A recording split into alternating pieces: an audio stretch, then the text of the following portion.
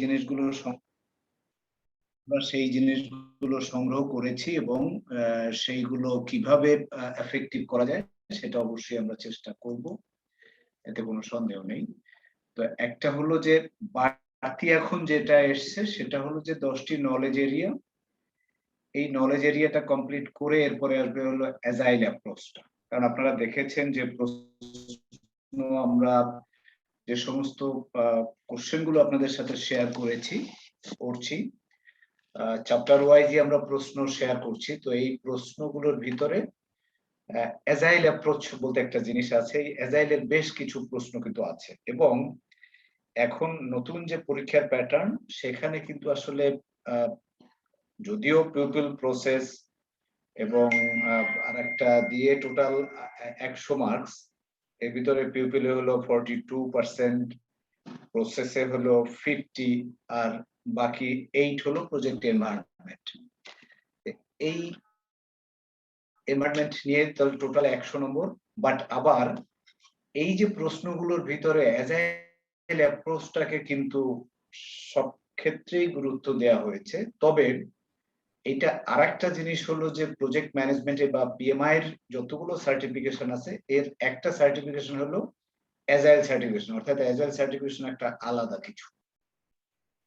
তো পিএমবিওক এর ভিতরে বা পিএমআই এর এই যে পিএমপির ভিতরেও অ্যাজাইল আছে, বাট অ্যাজাইলের একেবারে চূড়ান্ত যে অবস্থাটা বা সর্বশেষ অবস্থাটা সেটা এটার ভিতরে আসবে না, জাস্ট ইন্ট্রোডাক্টরি কথাবার্তা। অ্যাজাইলের যে ইন্ট্রোডাক্টরি কথাবার্তা সেই বিষয়গুলো এটার সাথে থাকে। তার মানে তাহলে আমরা কথাটা ক্লিয়ার করলাম কিভাবে, যে পিএমবিওকে-তে যে 10টি নলেজ এরিয়া আছে, এই 10টা নলেজ এরিয়া আগে আমরা যে কাজটা আমরা যখন করেছি তখন যে যন্ত্রণা ছিল যে ইটোর উপরে আমাদের খুব বেশি জোর দিতে হতো, এখন সেই ইটোটার উপরে জোরটা অনেকটা কমিয়ে দিয়েছি আমরা। সত্য কথা হলো এই কনসেপ্ট গুলো থাকুক, কনসেপ্ট গুলো থাকলে ইটোর উপরে জোরটা কমিয়ে দিয়ে ওই জায়গাতে আলটিমেটলি অ্যাজাইল অ্যাপ্রোচটা চলে আসবে। আরেকটা জিনিস সেটাও আমরা করব, সেইটা হলো এই যে প্রজেক্ট ম্যানেজমেন্ট এবং পিএমআই এর যে পরীক্ষাটা, এই পরীক্ষাটাকে 5টা ভাগে ভাগ করে তারা এই বছরের জন্য, অর্থাৎ বিশেষ করে চলতি বছরের জন্য এই যে 2021 সালের জন্য তারা নতুন একটা প্যাটার্ন করেছে।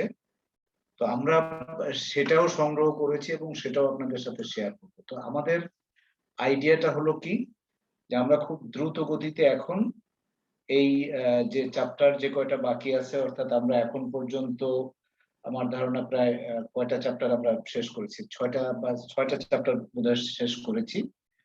আজকে আমরা চেষ্টা করব project communications and project risk ম্যানেজমেন্টটা অ্যাটলিস্ট শুরুটা করব। তো রিস্ক ম্যানেজমেন্ট গেলে এর পরের বাকি দুটো থাকবে হলো procurement and stake holders management. তো procurement and stake holders management এইটা ধরলে প্রজেক্ট ম্যানেজমেন্টের যে 10টি নলেজ এরিয়া, এই 10টি নলেজ এরিয়াই কিন্তু কভার হয়ে যায়। অর্থাৎ integration management, scope management, schedule management, cost management, quality management, resource management, এই পর্যন্ত আমরা কমপ্লিট করেছি। আজকে আমাদের পরিকল্পনা হলো কমিউনিকেশনটা আমরা কমপ্লিট করে রিস্কটা শুরু করব। রিস্কের যে বাকি যেটু থাকবে, আর আমরা দুটি ক্লাসের ভিতরে আজকের পরে আর দুটো ক্লাসের মধ্যে risk, procurement and stake holders এইটা আমরা শেষ করব।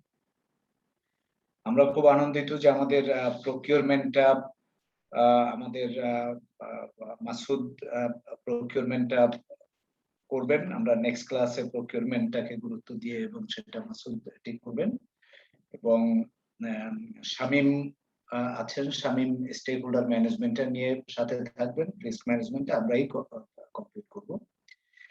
এর পরের যে জায়গাটিতে যাব সেটা হলো অ্যাজাইল অ্যাপ্রোচ। অ্যাজাইল অ্যাপ্রোচটা আসলে আশফাক এই জিনিসটি ক্লিয়ার করবে। অ্যাজাইল অ্যাপ্রোচের উপরে আমরা ধারণা করতেছি যে আমাদের একদিনে হবে না, অ্যাজাইল অ্যাপ্রোচটা 2 দিন লাগবে আলটিমেটলি।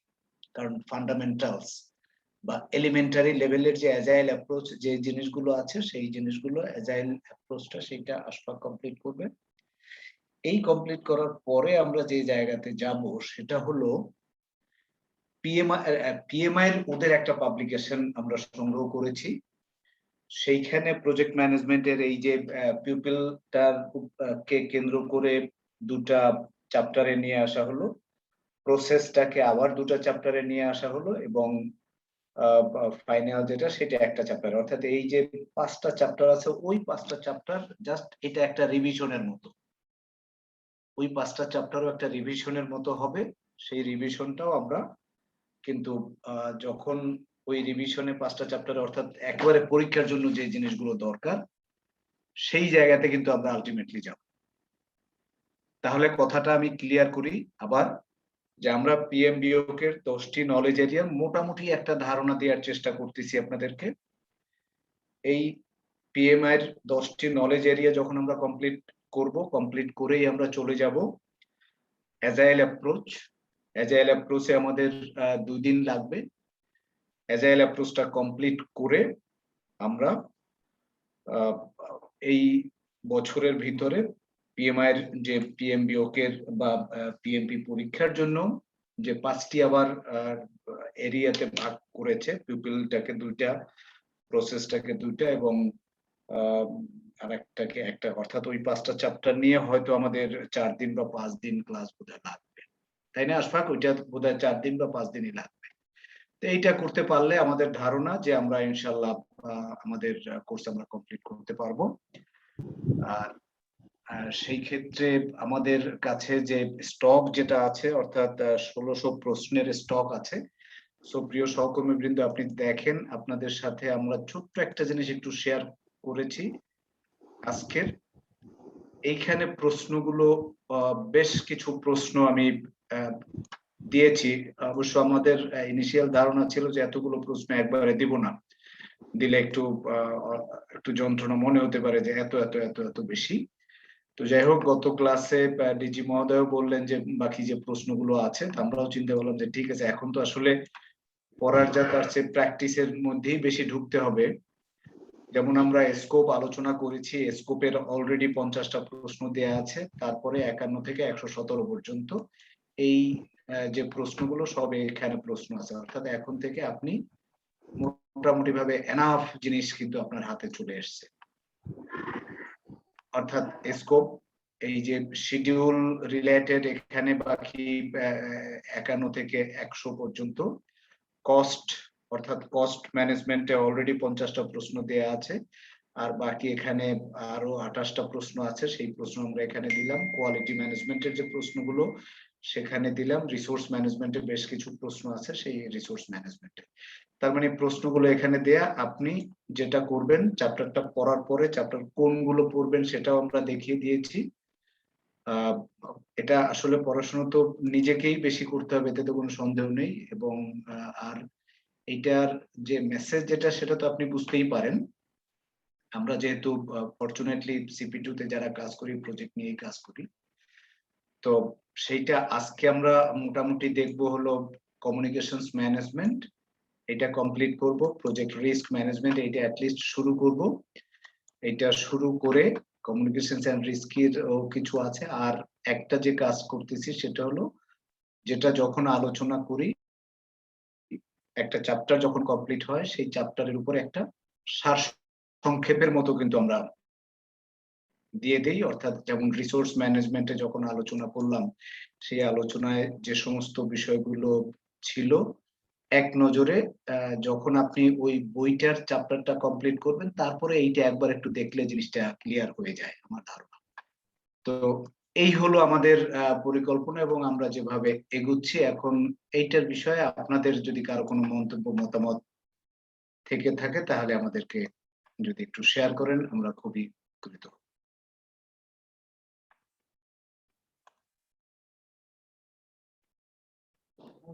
স্যার আপাতত কোনো বক্তব্য নাই স্যার, আপনারা স্যার একটু নেন তারপরে। আচ্ছা, ওকে, ঠিক আছে। তাহলে আমার মনে হয় যে আমরা তাহলে আজকে শুরু করি। যে জায়গাটা থেকে শুরু করতে চাই সেটা হলো প্রজেক্ট কমিউনিকেশনস ম্যানেজমেন্ট। ঠিক আছে, প্রজেক্ট কমিউনিকেশনস ম্যানেজমেন্ট। তো কমিউনিকেশনস তো কমিউনিকেশন, সহজ করে যদি বলি যে প্রজেক্ট কমিউনিকেশন, এই জায়গাটাতে একটা ছোট্ট একটা বিষয়, কমিউনিকেশন চ্যাপ্টারটা তুলনামূলকভাবে একটু ছোট চ্যাপ্টার। ছোট চ্যাপ্টার কেন? এখানে এটার সাথে মাত্র ৩টা প্রসেস আছে। একটা প্রসেস হলো, ফার্স্ট হলো plan communications management, manage communication and monitor communication. তার মানে এটা নিয়েই কমিউনিকেশনস ম্যানেজমেন্ট। তো কমিউনিকেশনস ম্যানেজমেন্টের যদি ডেফিনেশনটা বলি, যে communications management how it has been defined, you can have a look at it. The processes necessary to ensure that the information needs of the project and its stakeholders are met through development of artifacts and implementation of activities designed to achieve effective information exchange. তো project কমিউনিকেশনের দুটা part, দুটো অংশ। সেটা হলো যে কমিউনিকেশনের যে স্ট্র্যাটেজিটা কি হবে সেটা ঠিক করা। The first part is developing a strategy for communication, and second পার্টে যেটা আসে যে ক্যারিং আউট দি অ্যাক্টিভিটিস। আমরা যে স্ট্র্যাটেজিটা ঠিক করলাম সেই জিনিসটাই কমিউনিকেশনস ম্যানেজমেন্ট। এটা জটিল কিছু না, মুখস্থ কোনো কিছু দরকার নেই, কোনো মুখস্থ আসবে না। প্রশ্ন যেভাবে থাকে অলরেডি আপনারা দেখেছেন। আমরা যখন প্ল্যান কমিউনিকেশন বলি, যে প্ল্যান কমিউনিকেশনস ম্যানেজমেন্ট, তাহলে শুরু করে ফেললাম কোন ভাবে, যে communications management it does have 3 processes, 3টা প্রসেস। একটা হলো plan communication, manage communication, monitor communication. তো একটা জিনিস যে প্ল্যান কমিউনিকেশন, তো প্ল্যান কমিউনিকেশন যে দি process of developing an appropriate approach and plan for project communication activities based on the information needs of each stakeholder or group, available organizational assets and other needs of the project. প্রজেক্টের প্রয়োজন অনুযায়ী যে সমস্ত তথ্য উপাত্ত সরবরাহ করতে হবে, সেইগুলো দিয়ে যে একটা স্ট্র্যাটেজি আমরা ঠিক করব, কিভাবে করা হবে, সেই জিনিসগুলোই আমার প্ল্যান কমিউনিকেশনস ম্যানেজমেন্টে আসে। ম্যানেজ কমিউনিকেশন যখন হয় ensuring timely and appropriate collection. দেখেন এই শব্দগুলো একেবারে পিএমআই এর বই থেকেই নেওয়া, যে দি process of ensuring timely and appropriate collection, creation, distribution, storage, retrieval, management, monitoring and the ultimate disposition of project information. তাহলে প্রজেক্ট ইনফরমেশন আমরা কালেক্ট করব। আমার ইনফরমেশন কালেক্ট করলেই তো হবে না, সেইটাকে দিয়ে আবার তথ্য বানাতে হবে, ডিস্ট্রিবিউট করতে হবে, সংরক্ষণ করতে হবে, ম্যানেজ করতে হবে, ইত্যাদি ইত্যাদি। এই সমস্ত সেইটা হলো ম্যানেজ কমিউনিকেশনস এর ভিতরে থাকে। এন্ড ফাইনালি মনিটর কমিউনিকেশন, যেটা the process of ensuring the information needs of the project and its stake holders are met. এই যে প্রসেসের মাধ্যমে আমরা করি, দেখতে চাই যে ইনফরমেশন যেগুলো দরকার সেইটাকে আসলে আমরা সংগ্রহ করতে পারলাম কিনা, সেটা দিতে পারলাম কিনা, এবং স্টেক হোল্ডারের যে নিড যেটা আছে সেইটা মেট করে কিনা, সেইটা দিয়ে আমরা মনিটর কমিউনিকেশনস এর কথা। তাহলে এ পর্যন্ত যেটা আমরা বললাম সেটা হলো project communications management. Communications management it does have 3 processes: plan communication management, manage communication and monitor communication. দেখেন এই কমিউনিকেশন যখন আমরা করি, আসলে communication is the exchange of information, intended or involuntary. Exchange information, the information exchanged can be in the forms of, এই information exchange করতে গেলে সেটা আইডিয়া থেকে হয়, ইনস্ট্রাকশন থেকে হয়, ইমোশন থেকে হয়। আমরা একটা কথায় বলে যে আমরা যে তথ্য উপাত্ত যেটা সরবরাহ করি লেখার মাধ্যমে, আসলে কমিউনিকেশন হয় হলো অনলি 7%। এটারও একটা কিন্তু স্ট্যাটিস্টিক্স এই বইটার ভিতরে আছে। আমি খুব লিখলাম টিকলাম এটা দিয়ে যে আসলে খুব বেশি আসে তা না। ওই সময় আমার যে অ্যাপিয়ারেন্স, আমার যে অ্যাপ্রোচ, এটারও কিন্তু অনেক বেশি গুরুত্ব আছে। তো যাই হোক, এই আমরা কমিউনিকেশনস এর কি কনসেপ্ট কতগুলো, যেমন কমিউনিকেশন হতে পারে, এটা রিটেন ফর্মে হতে পারে, স্পোকেন হতে পারে, ফর্মাল হতে পারে, ইনফর্মাল হতে পারে, তারপরে গেস্টার পোস্টার, এই যে আলাপ আলোচনা, মুখের চেহারা, কথাবার্তা ইত্যাদি, গেস্টার পোস্টার এগুলোতে হতে পারে, থ্রু মিডিয়া হতে পারে, চয়েস অফ ওয়ার্ডস এগুলো দিয়ে হতে পারে। এগুলো সবই কিন্তু আমরা বুঝি, নতুন কিছু এর ভিতরে নাই। একটু জিনিস রিটেন ফরম্যাট, এইটা আইদার আবার রিটেন ফরম্যাটের ভিতরে আইদার ফিজিক্যাল অর ইলেকট্রনিক এই রকমের শব্দ। স্পোকেনের ভিতরে ফেস টু ফেস দিয়ে হতে পারে, অর রিমোট দিয়ে হতে পারে।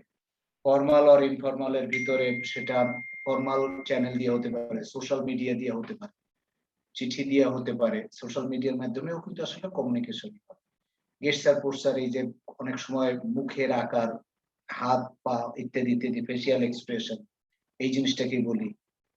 এই যে চিত্র এঁকে টেকে, এই যে পিকচার্স, অ্যাকশনস, এগুলো চয়েস অফ ওয়ার্ডস, এইগুলো কিছু কিছু বিষয় আছে। সো কমিউনিকেশনস যখন আমরা কি কনসেপ্টস এর ভিতরে আবার কমিউনিকেশন এরকমের হতে পারে। Communication activity may have many dimensions, অনেকভাবে হতে পারে, ইন্টারনাল হতে পারে, এক্সটার্নাল হতে পারে, ফর্মাল হতে পারে, ইনফর্মাল হতে পারে, হায়ারার্কিক্যাল হতে পারে, অফিসিয়াল হতে পারে, আনঅফিসিয়াল হতে পারে, রিটেন অর ওরাল। টার্মিনোলজি কিন্তু সবগুলোই আপনার, আমরা এখানে যারা আছি সবাই মোটামুটি বুঝতে পারি যে ইন্টারনাল কমিউনিকেশন বলতে আমরা কি বুঝি। The focus on stakeholders within the project and within the organization. প্রজেক্টের বা অর্গানাইজেশনের ইন্টারনাল, আবার external focus on external stakeholders. External stakeholders এর ভিতরে যেমন কাস্টমার্স, ভেন্ডরস, অর্গানাইজেশন, গভর্নমেন্ট। আমরা প্রজেক্টের ইন্টারনালিও আমরা কিছু করি, এক্সটার্নাল হতে পারে। ফর্মাল, তো ফর্মাল যখন হয় তখন তো ফর্মাল এটা বিভিন্ন রিপোর্ট তৈরি করি, formal meetings, minutes, agenda, minutes meeting করতে গেলে এজেন্ডা তৈরি করি, মিনিটস, স্টেকহোল্ডার ব্রিফিংস, এই সমস্ত জিনিস। ইনফর্মাল হতে পারে যেমন ইমেইল, তারপরে সোশ্যাল মিডিয়া, ওয়েবসাইটস, এই সমস্ত বিষয়গুলো ইনফর্মালের ভিতরে আসে। অ্যাডহক ডিসকাশন, অনেক সময় আলাপ আলোচনা, ইনফর্মাল আলাপ আলোচনা করি, সেটাও কিন্তু এই ইনফর্মালের ভিতরেই আসে। অর্থাৎ general communications activities using email দিয়ে, ওকে, এরকম দিয়ে হতে পারে। হায়ারার্কিক্যাল, হায়ারার্কি উপরের দিকে যখন যায়, নিচের দিকে যখন যায় ডাউনওয়ার্ড, এবং আমরা যখন আমাদের কলিগদের সাথে, so hierarchical, the position of the stakeholder or group with respect to the project team will affect the format. তো এর ভিতরে এটা আপওয়ার্ড, ডাউনওয়ার্ড, হরিজন্টাল, এইগুলো কি কনসেপ্টস এর ভিতরে অফিসিয়াল হতে পারে। তো অফিসিয়াল এর ভিতরে আবার অফিসিয়াল যেমন অ্যানুয়াল রিপোর্ট যেটা তৈরি করি, এটা কিন্তু একটা official. Reports to regulator or to the government bodies, এগুলো একটা অফিসিয়াল। এই জিনিসগুলো জানা জিনিসই, আবার একটু জাস্ট রিভিউ করলাম, নাথিং মোর দ্যান। নতুন কিছু শেখার নাই, এগুলো সবই জানি, সবই ব্যবহার করি, সবই বুঝি আমরা। তারপর একটু দেখলাম যে পিএমবিওকে বা গ্লোবাল স্ট্যান্ডার্ড, আমরা স্ট্যান্ডার্ডের থেকে খুব বেশি দূরে নাই। এখানে কি অবস্থাতে আছে, এই আনঅফিসিয়াল, অফিসিয়াল এই জিনিসগুলো বললাম। Unofficial communication that focus on establishing and maintaining the profile or recognition, এই সমস্ত জিনিস যেগুলো মেইনটেইন করে আনঅফিসিয়াল। রিটেন হতে পারে, ওরাল হতে পারে, ওরাল মানে মুখের কথার মাধ্যমে যে জিনিসগুলো হয়, সেই রকমের শব্দ, যে জিনিসগুলো। স্যার একটা কোশ্চেন আছে স্যার। আলোচনা, জি বল। তবে আমরা যে ফোনে যোগাযোগ করি, এইটা স্যার কোনটার মধ্যে এখানে পড়তেছে? এটা কি এইটা, সোশ্যাল মিডিয়ার মধ্যে? এটা আমরা একটা হলো যে ইনফর্মালের ভিতরে হতে পারে। এই যে রাইট, আপনি এখানে এই যে, অর্থাৎ informal general communication activities using email, social media, websites, এইটার ভিতরেও আসতে পারে। এটার ভিতরে আমার কাছে এক সময় মানে পুরোটাই, মানে ফোনিংটা পুরোটাই একেবারে এখানে অ্যাবসেন্ট দেখতেছি। এইটা তাহলে কোনটার মধ্যে দেবো? সাপোজ আমি একজনের সাথে ফোনে কমিউনিকেট করলাম, এইটা আমি কোন ক্যাটাগরির মধ্যে ফেলবো এইখানে? এইটা কোন ক্যাটাগরি, আমার মনে হয় যে ফোন দিয়ে এখন একটা হলো যে এটা আসলে এই ক্যাটাগরির ভিতরেই আসে, আমার যা মনে হয় যে এই ইনফর্মালের ভিতরেই আসে। কারণ এটা ফোন, স্যার ইনফর্মালি আসা উচিত, তাই না? ইনফর্মাল, সোশ্যাল মিডিয়া অথবা ইমেল, ওয়েবসাইট এটার সাথেই সিমিলারিটি রয়ে গেছে। জি কিন্তু লাস্ট যে ওয়ার্ডটা আছে, জি, ইনফর্মাল অ্যাডহক কমিউনিকেশন, এটা রাইট, কোনটা এর মধ্যে ফেলে দেওয়া যায়? ইনফর্মাল অ্যাডহক ডিসকাশনস, এইটার ভিতরেই আসে। ইনফর্মাল অ্যাডহক ডিসকাশনস এর ভিতরেই আসলে টেলিফোন করে যেটা, সেইটা এইটার ভিতরেই আসে। ঠিক আছে স্যার। জি, ঠিক আছে। তাহলে এই সমস্ত কনসেপ্ট গুলো এখন সাকসেসফুল কমিউনিকেশন করতে যখন আমরা চাই, তো এখানে একটা, রাইট, ওকে।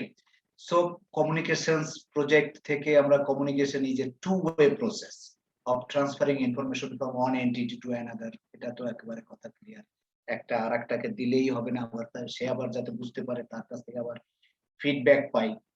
তো প্রজেক্ট কার সাথে, যেমন প্রজেক্ট ম্যানেজার কমিউনিকেট করতে হয়, we need to communicate with the team members, we need to communicate with the management, other stake holders, এই 4টা গ্রুপই কিন্তু এখন আমাদের কাছে পরিচিত। ম্যানেজমেন্ট বলতে আমরা আমাদের সচিব মহোদয়কে যেমন আমরা ম্যানেজমেন্টের ভিতরে নিয়ে, প্রজেক্ট টিমের ভিতরে আদার স্টেক হোল্ডার যারা আছেন ওকে এই ভিতরেই কমিউনিকেশন হতে পারে, project communication and effective project manager spends এখানে একেবারে 90% of his time for communication. দেখেন প্রজেক্ট ম্যানেজারের কাজটাই কিন্তু আসলে মূল কাজটা হলো কমিউনিকেশন। কমিউনিকেশন সাকসেসফুল কমিউনিকেশন হতে পারে। তো কমিউনিকেশন প্রজেক্ট কমিউনিকেশন সাকসেসফুল করতে চাইলে তাহলে কি আমাকে অ্যাপ্রোপ্রিয়েট তথ্য উপাত্ত এটা কালেকশন করতে হবে, ক্রিয়েট করতে হবে, ডিসেমিনেট করতে হবে, স্টোর করতে হবে, রিট্রিভাল, ম্যানেজমেন্ট, ট্র্যাকিং, এই সমস্ত বিষয়। An effective project manager spends about 90% of his time communicating and 50% of that time is spent communicating with the project team. একটা প্রজেক্ট ম্যানেজারের তার মানে 90% কাজই কিন্তু তার কমিউনিকেশন, এবং এই যে 90% এর ভিতরে আবার 50%ই হলো টিমের সদস্যদের কাছে। আমরা দেখি যে আমাদের প্রজেক্ট ডাইরেক্টর মহোদয় যে আছে ওনার তো সার্বক্ষণিকই আমাদের সাথেই যোগাযোগ করা, কথাবার্তা বলা, এই যে উপদেশ দেওয়া, নির্দেশ দেওয়া ইত্যাদি ইত্যাদি এই সমস্ত কাজ করে থাকে communication। তো যাই হোক আমরা 10% কি করে স্যার? বাকি 10% ওই যে রিপোর্ট নিজে বানায়, নিজে আবার একটা ওই সে যে বাকি যে কাজটা করে, কিছু কাজ আছে না, নিজেরও তো কিছু কাজ করে, নিজেরও তো কিছু কাজ করতে হয়। আবার মেইল টেল যখন করে এটা তো that is part of communication, কোনো সন্দেহ নেই। বাট একটা রিপোর্ট তৈরি করলো বা এইটা সেই সমস্ত দিয়ে আমরা মনে হয় যে 10% কাজ এরকম ভাবে আমরা নিতে পারি। ঠিক আছে, তো এখন আমরা কমিউনিকেশন এই যে 90% সময়ই সে কমিউনিকেশনের ভিতরে দেয়, কি করে তো এই সমস্ত জিনিসগুলো। এই যে দেখেন রিপোর্ট, কত রকমের রিপোর্ট সে তৈরি করে। সে report status report, progress report, variance report, trend report, এইগুলো কিন্তু প্রত্যেকটা রিপোর্ট। যখন আমরা স্ট্যাটাস রিপোর্ট বলি তো স্ট্যাটাস রিপোর্ট যে আজকে কোথায় আছে, কোন অবস্থানে আছে, প্রোগ্রেস রিপোর্ট কতটুকু হলো, what has been accomplished to date, status report বা প্রোগ্রেস স্ট্যাটাস রিপোর্ট যে হোয়ার দি প্রজেক্ট স্ট্যান্ডস নাও আজকে, আর প্রোগ্রেস রিপোর্ট আমরা কোন জায়গাতে আছি, ভেরিয়েন্স রিপোর্ট ডিফারেন্সটা কতটুকু হলো, কোন জায়গাতে ছিলাম, কোথা থেকে কতটুকু, trend report measures performance over time to determine if performance is improving or deteriorating. Earned value reports, earned value management, এটা আমরা কোনটার ভিতরে আলোচনা যেন করেছিলাম, earned value report। Okay, report on schedule, এই যে 3টা শিডিউল, বাজেট, কস্ট দিয়ে আমরা ওই রকমের earned value report। ফোরকাস্ট, তো ফোরকাস্ট এই যে predictions of future performance can include forecast of schedule, budget ইত্যাদি ইত্যাদি, এই সমস্ত এই কনসেপ্ট গুলো আসে। তো এগুলো কিন্তু কমিউনিকেশনের পার্ট। যে কমিউনিকেশন এফিসিয়েন্ট কমিউনিকেশন, যখন আমরা বলি যে efficient communication, only and exactly the information needed, যে ইনফরমেশন দরকার সেইটা এফিসিয়েন্ট কমিউনিকেশন, বাড়তি কথা আমার দরকার নেই। Effective communication, providing into at right time, right format and right audience, যার কাছে যেখানে যে তথ্য যে উপাত্ত যেভাবে দিতে হয় সেইটা যদি আমরা সঠিকভাবে দিতে পারি। তো এগুলো কমিউনিকেশন রিলেটেড কথাবার্তা। এই আমরা একটা জিনিস হলো যে এই বইটি যখন আমরা পড়েছি আমরা কিন্তু সবসময় একটা কথা বলেছি যে হাউ টু রিড দিস। তো বইটি পড়ার ক্ষেত্রে যেমন প্রথম থেকে, অর্থাৎ প্রথম যে 5 থেকে 6টা পৃষ্ঠা আছে, এই 6টা পৃষ্ঠা কিন্তু আমাদের এখন বেশি গুরুত্বপূর্ণ, কারণ এই 6টা পৃষ্ঠার ভিতরেই কিন্তু আসলে কনসেপ্টটা চলে আসে। তারপরে হলো কি, এইটা আলোচনার পরে আমরা আরো একটু দেখি যে সাকসেসফুল কমপ্লিশন যদি বলি, তো successful completion communication, successful communication মানে হলো আমি যা কমিউনিকেট করতে চাই অ্যাপ্রোপ্রিয়েট লোকের কাছে, তার যে প্রয়োজন, যেটা আমার যে দরকার, যেটা সেইটাকে অ্যাপ্রোপ্রিয়েটলি আমরা করতে পারি কিনা। যেমন who needs what information, who is authorized to access that information, when they will need the information, where the information should be stored, how the information can be retrieved. So developing an appropriate communication strategy based on both the needs of the project and the project stakeholders. প্রজেক্টের need এবং প্রজেক্টের স্টেকহোল্ডারদের নিডের উপরে ভিত্তি করে যদি আমরা সেইভাবে সঠিক ভাবে কমিউনিকেশন স্ট্র্যাটেজি, সেটা কি দৈনিক দিব না মান্থলি দিব, এটাও তো communication management plan so appropriate messages are communicated to the stakeholders ইত্যাদি ইত্যাদি যদি সঠিকভাবে হয় তাহলে আমরা বুঝবো যে কমিউনিকেশনটা সাকসেস। তো একটা বিষয় হলো যে কমিউনিকেশন স্কিলের কথা যখন আমরা বলি যে কমিউনিকেশন স্কিল কখন আমরা ধরে নিতে পারি যে when it is communicated rightly, যদি আমরা কমিউনিকেশন স্কিলের এখানে 5টা শব্দ এইভাবে লেখা আমরা এখানে চেষ্টা করেছি যে অ্যাক্টিভ লিসেনিং, বা এখানে যদি শব্দটা এইভাবে বলি যে listening actively, awareness of cultural and personal differences, identifying, setting and managing stakeholder expectation, enhancement of skills, so negotiating, communication স্কিলের ভিতরে অ্যাক্টিভ লিসেনিং, নেগোসিয়েশনও কিন্তু কমিউনিকেশন স্কিলের একটা পার্ট। তারপরে awareness of cultural and personal difference, আমি কমিউনিকেট করতে চাইবো, তো কমিউনিকেট করতে চাইলে এটা কালচারাল এবং পার্সোনাল ডিফারেন্স গুলোকে আসলে বুঝতে হবে। কার সাথে কমিউনিকেট করতেছি, সে কোন লেভেলের, তার সাথে সবার সাথে আমরা সচিব মহোদয়ের সাথে যখন কথা বলি এক লেভেলে যাই, যখন নিচে আমাদের স্টাফদের সাথে কথা বলি তখন আর এক। So identifying and managing stakeholders expectations, persuading, এগুলো কমিউনিকেশন স্কিলের বেশ কতগুলো জিনিস আছে। কমিউনিকেশন করতে চাইলে কিছু খুচরা আলাপ যে কমিউনিকেট করতে চাইলে যে কমিউনিকেশনের ব্যারিয়ার হিসেবে কোনগুলো আসে। তো communication barriers is anything that interferes with the sender, encoding or receiver, decoding, or anything that disrupts the communication channel. অর্থাৎ কমিউনিকেশন চ্যানেলের খুব সুন্দর একটা মডেল আমাদের এখানে আছে, একটু এখন এই ভাগে একটু দেখাইনি, যে দেখেন ওই মডেলটা দেখলেই মানে খুব ভালো লাগবে যে এটা ইন্টারন্যাশনাল। এই যে এইটা কিন্তু দেখেন কমিউনিকেশন একটা মডেল, চমৎকার একটা মডেল, এটা একেবারে বই থেকে সরাসরি। এই কমিউনিকেশন মডেলটাতে বলা হলো মূল শব্দ এনকোড ডিকোড, অর্থাৎ যিনি কমিউনিকেশন করবে এই যে এখান থেকে সে হলো একটা তথ্য ধরলাম যে সে পাঠাবে, অর্থাৎ ট্রান্সমিট মেসেজ। এনকোড সে হয়তো যে ভাষাই থাকুক না কেন, তার নর্মাল ভাষা, সেটাকে একটা স্ট্যান্ডার্ড ভাষাকে নিয়ে সেটাকে আমি ট্রান্সমিট করে দিলাম, ট্রান্সমিট করার পরে যে রিসিভার তার কাছে পৌঁছলো, সাথে সাথে সে কিন্তু একটা অ্যাকনলেজমেন্ট দিয়ে দিবে। কিন্তু ওই চিঠির উত্তরটা পরে, অর্থাৎ এখানে সেন্ডার এখানে রিসিভার, আমার মনে হয় যে এটা দেখলেই কিন্তু বোঝা যায় রিসিভার সে ওই যে ওইটা পাইলো, পাওয়ার পরে কি করবে, সে সাথে সাথে অ্যাকনলেজমেন্ট দিল, পরে সে ফিডব্যাক দিল।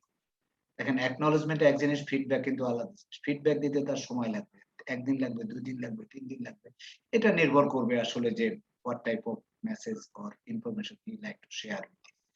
So এনকোড, এরপরে ডিকোড করে সে আবার যখন সে এইখান থেকে অ্যাকনলেজ করে দিল, তারপরে সে আবার তথ্য উপাত্ত ঠিকঠাক করে ওইটার একটা রিপ্লাই দিবে, ফিডব্যাক মেসেজ দিয়ে আবার সেন্ডারের কাছে আসবে। সেন্ডার ওইটাকে কি করবে, সে আবার নিজের ভাষায়, ধরেন কথার কথা যে আমি আফ্রিকাতে একটা মেসেজ যদি পাঠাই, তার ল্যাঙ্গুয়েজ আমার ল্যাঙ্গুয়েজ আলাদা, আমি হয়তো আমার ল্যাঙ্গুয়েজ বাংলায় বলি, সে আর এক ভাষায় বলে, আমি বাংলাকে ইংরেজি বানাবো, ইংরেজি বানিয়ে ওইটা পাঠাবো, সে ইংরেজি থেকে তার নিজের ভাষায় নিবে, নিজের ভাষায় নিয়ে আবার ওই নিজের ভাষায় লিখবে, সেইটাকে আবার ইংরেজি স্ট্যান্ডার্ড ভাষায় নিবে, সেইটাকে আবার ফিডব্যাক মেসেজ এটা পাঠাবে, পাঠানোর পরে আমি আমার যে বোঝার জন্য, যাই হোক এইরকমের একটা বিষয়। So communication model for cross cultural communication যখন এরকমের একটা থাকে, এটা কিন্তু একটা চমৎকার একটা মডেল। এবং এইখানে নয়েজ বলতে বোঝাচ্ছে যে যে কোনো রকমের ডিস্ট্রাকশন।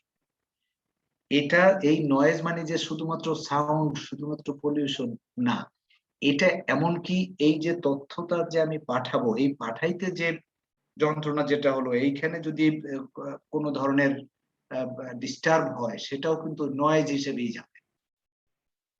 এখানেও নয়েজ হতে পারে, এটা নয়েজ হতে পারে, এটা নয়েজ হতে পারে, মানে সবগুলো নয়েজ মানে হলো, নয়েজ মানে যে আমরা যে নয়েজ বলি সেটা না, যে কোনো রকমের any kind of disturbance related to communication, সেটাই কিন্তু আসলে নয়েজ হিসেবে যায়।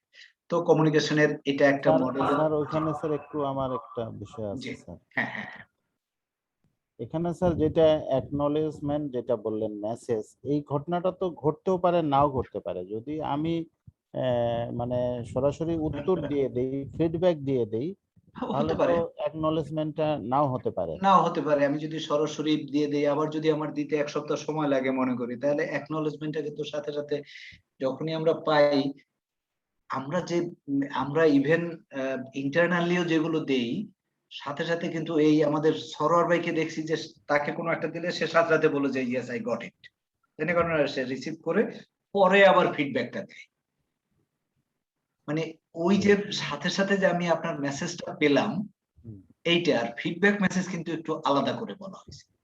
এটাও সাথে সাথে দেওয়ার মতো হলে তো সাথে সাথে দিয়েই দিতে পারি। এটা একটা স্ট্যান্ডার্ড সিস্টেম, একটা মডেল দেখানোর জন্য মডেল দেখালাম।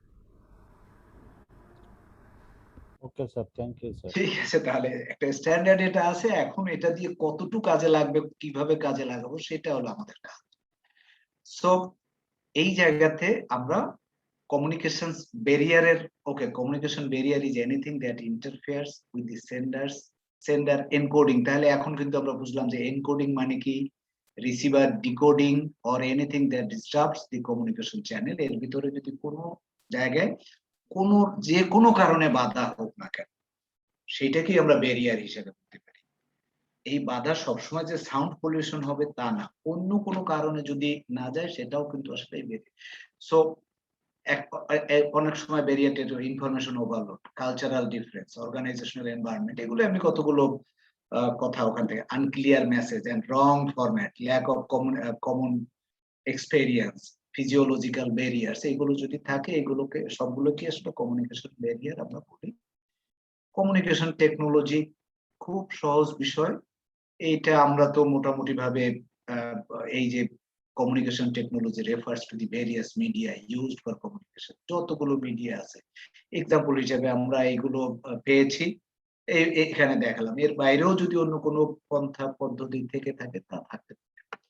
একটা হলো কমিউনিকেশন ম্যানেজমেন্টে আমি একটা ছোট্ট আমার অভিজ্ঞতা, আপনাদের আরো বেশি অভিজ্ঞতা আছে নিশ্চয়ই। তো আমি 2008 সালে প্রথম আসলে আমি আমেরিকাতে যাই। ওই যে যখন আমি গেলাম, আমার কোনো কমিউনিকেশন, অর্থাৎ সেই যে ভিসা থেকে শুরু করে যা কিছু, মানে যত যোগাযোগ ইত্যাদি ইত্যাদি সবকিছুই দেখা যাচ্ছে যে অনলাইনেই আমি করে ফেলছি। কোনো কিছু কিন্তু আমার ফিজিক্যালি করতে হয়নি। হ্যাঁ, ভিসাটা আমি অবশ্য ওই এম্বাসিতে যাইতে হয়েছে সেটা, বাট অন্য যে কোনো কমিউনিকেশন যা কিছু সেই 2008 সালের কথা। এখন তো আরো ডেভেলপ, আরো অনেক কিছুই হয়ে গেছে। তো এইটা যখন অনুমোদন নিতে গেলাম, তখন বলল যে না, এই মেইলে আসছে, এইটার উপরে এরকমের যন্ত্রণা আমি সাফার করেছি।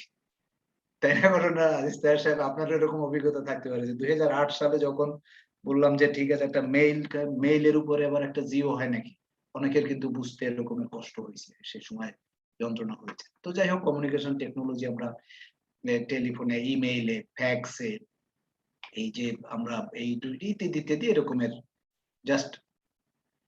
স্যার একটু ওই জায়গাটায় স্যার, এখানে স্যার এই টেলিফোন, ইমেল আর ফ্যাক্স একটা বক্সের মধ্যে রাখলো কেন? এটা দিয়ে কি কোনো স্পেশাল মিনিং ক্যারি করছে? এই তিনটা রাইট, এই তিনটা অবশ্যই একটা একটা বক্সের ভিতরে রেখেছে। এইটাকে আমরা কি বলতে পারি, কমিউনিকেশনের ভিতরে ফর্মাল চ্যানেল অফিসিয়ালি, বাট এইগুলো এই যে ফেসবুক, টুইটার, ব্লগ, এইগুলো যেগুলো আছে এইগুলো কিন্তু স্যার হ্যাঁ। আমরা আগের যে জায়গায়, আমি যে জায়গায় কোশ্চেনটা করছিলাম ওই জায়গায় কিন্তু আমরা দেখলাম যে ওখানে ইনফরমাল এরিয়াতে কোথায় বলা আছে। রাইট। তাহলে এইটা দিয়ে হ্যাঁ, কোনো মিন করলো কিনা? এইটা চমৎকার। এটা কিন্তু সেইখান থেকে, অর্থাৎ এইখান থেকে যখন আমরা বলছিলাম ওই যে জায়গায়, এই জায়গায় এই জায়গাতে general communication activity informal, use informal, right, email, এখানে সোশ্যাল, আবার ইনফরমাল বলছে। এইটা তাহলে এই ইনফর্মাল গুলো এখানে চলে আসলো। মানে এখানে স্যার মানে হেডলাইনটা ইনফরমাল, কিন্তু এখানে বলছে general communication activities using email. আমার ধারণা যে এই ওই যে বক্সের মধ্যে যে কয়েকটা, এটা জেনারেল কমিউনিকেশন যেটা রাইট, সচরাচর আমরা ব্যবহার করি। রাইট, বাকি এর বাইরেও সোশ্যাল মিডিয়া আছে, ওয়েবসাইট আছে, রাইট, এবং ইনফরমাল আরো এই মানে ওই তিনটা বাদ দিয়ে আরো হয়তো অন্য আরো কিছু চ্যানেল আছে, থাকতে পারে, সেটা হইতে পারে নাকি স্যার? রাইট, সেটাই, সেরকমেরই বিষয় এটা।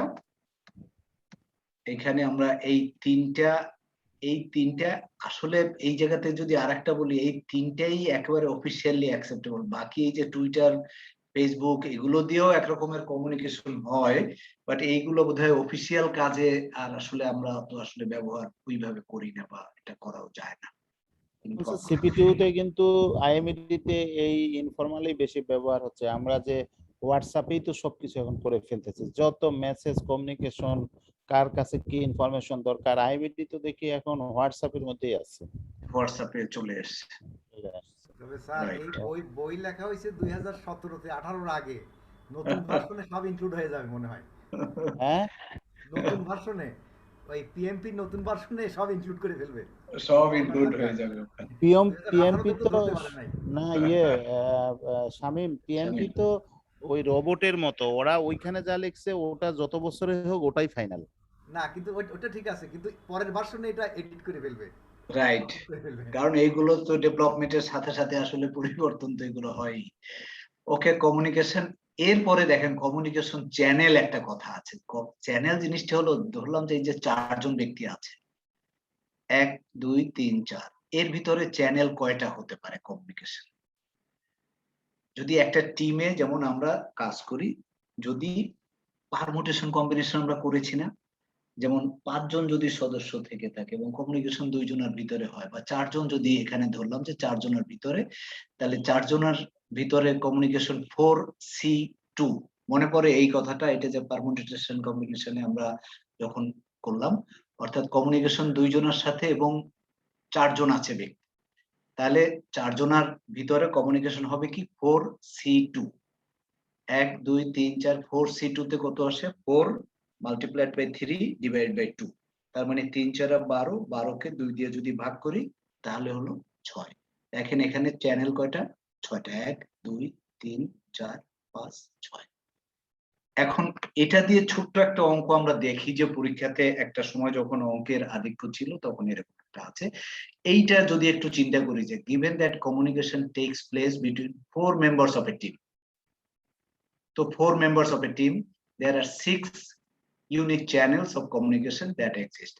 If a team comprises, এটা যে 4 members এর যদি একটা টিম হয় তাহলে তাদের ভিতরে কমিউনিকেশন চ্যানেল 4টা। কেমন করে আসলো? 4 জন এবং কমিউনিকেট 2 জনের সাথে, তাহলে 4C3 মানে 4 into 3 divided by 2, তার মানে 4টা। এখন এইটা যদি হয় তাহলে এর কত হবে? যে if a team comprises 10 members, how many channels of communication would exist? ছোট্ট একটা অঙ্কের মতো বলে ফেলেন তো কি হবে? 90-এর অর্ধেক 45।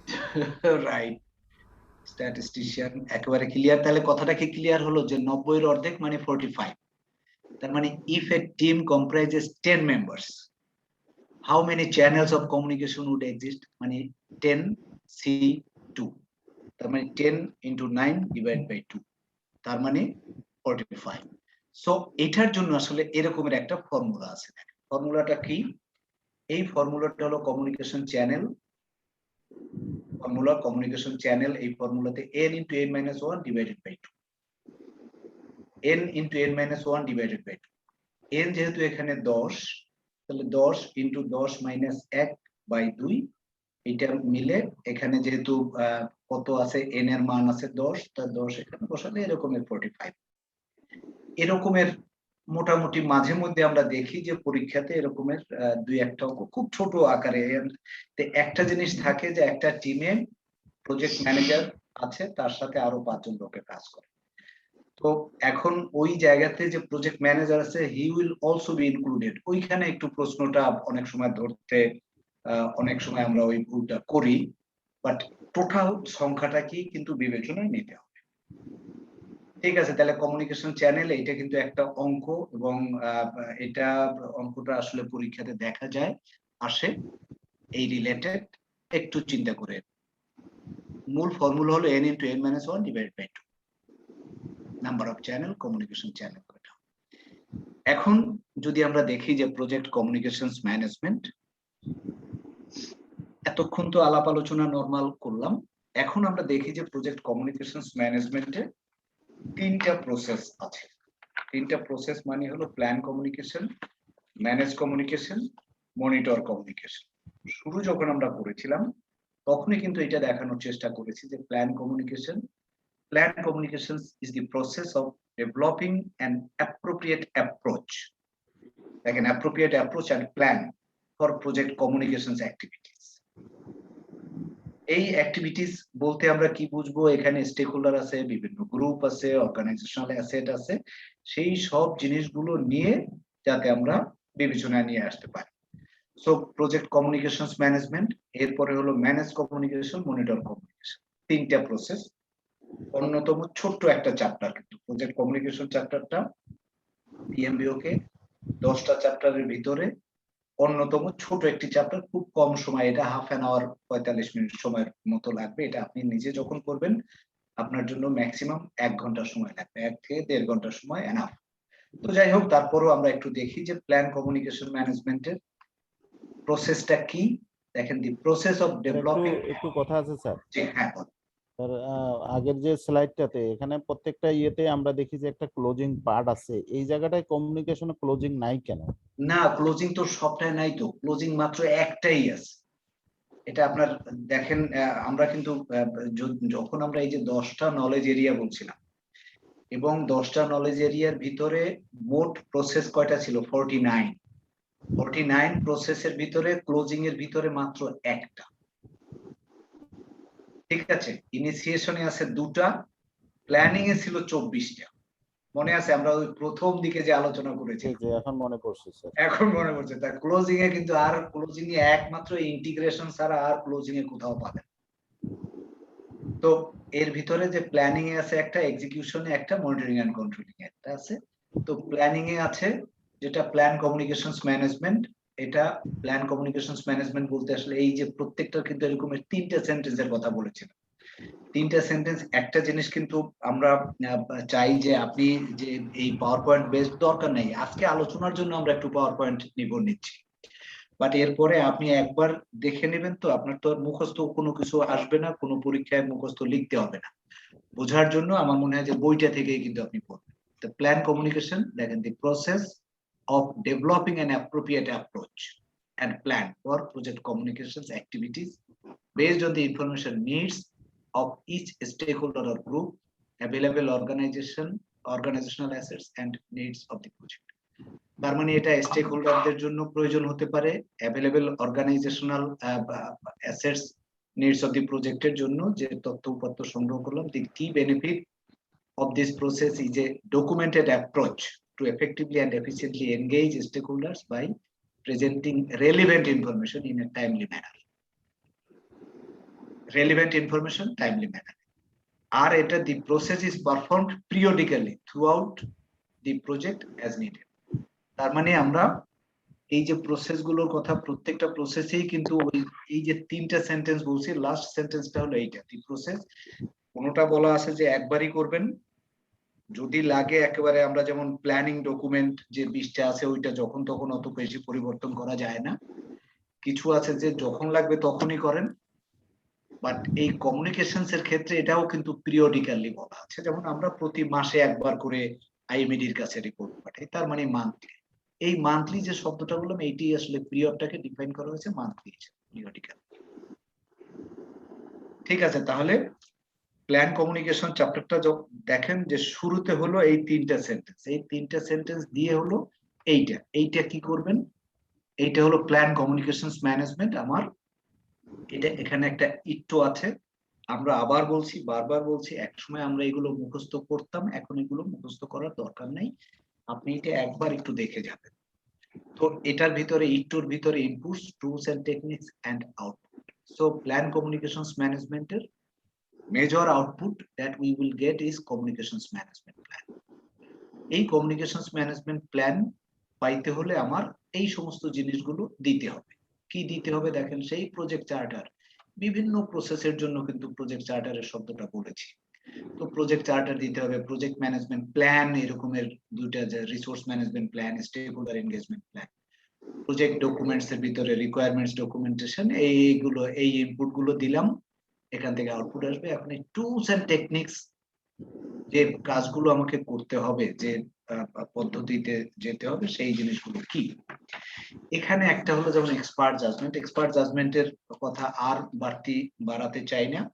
এই কথাকে আমরা এভাবেই বলেছিলাম যে এক্সপার্ট জাজমেন্ট যে রেলিভেন্ট এক্সপার্ট জাজমেন্ট শব্দটা কিন্তু অন্তত পক্ষে এই পিএমবিও কে মানে প্রসেসের ভিতরে কমপক্ষে 22 থেকে 25টা জায়গায় এক্সপার্ট জাজমেন্ট আছে।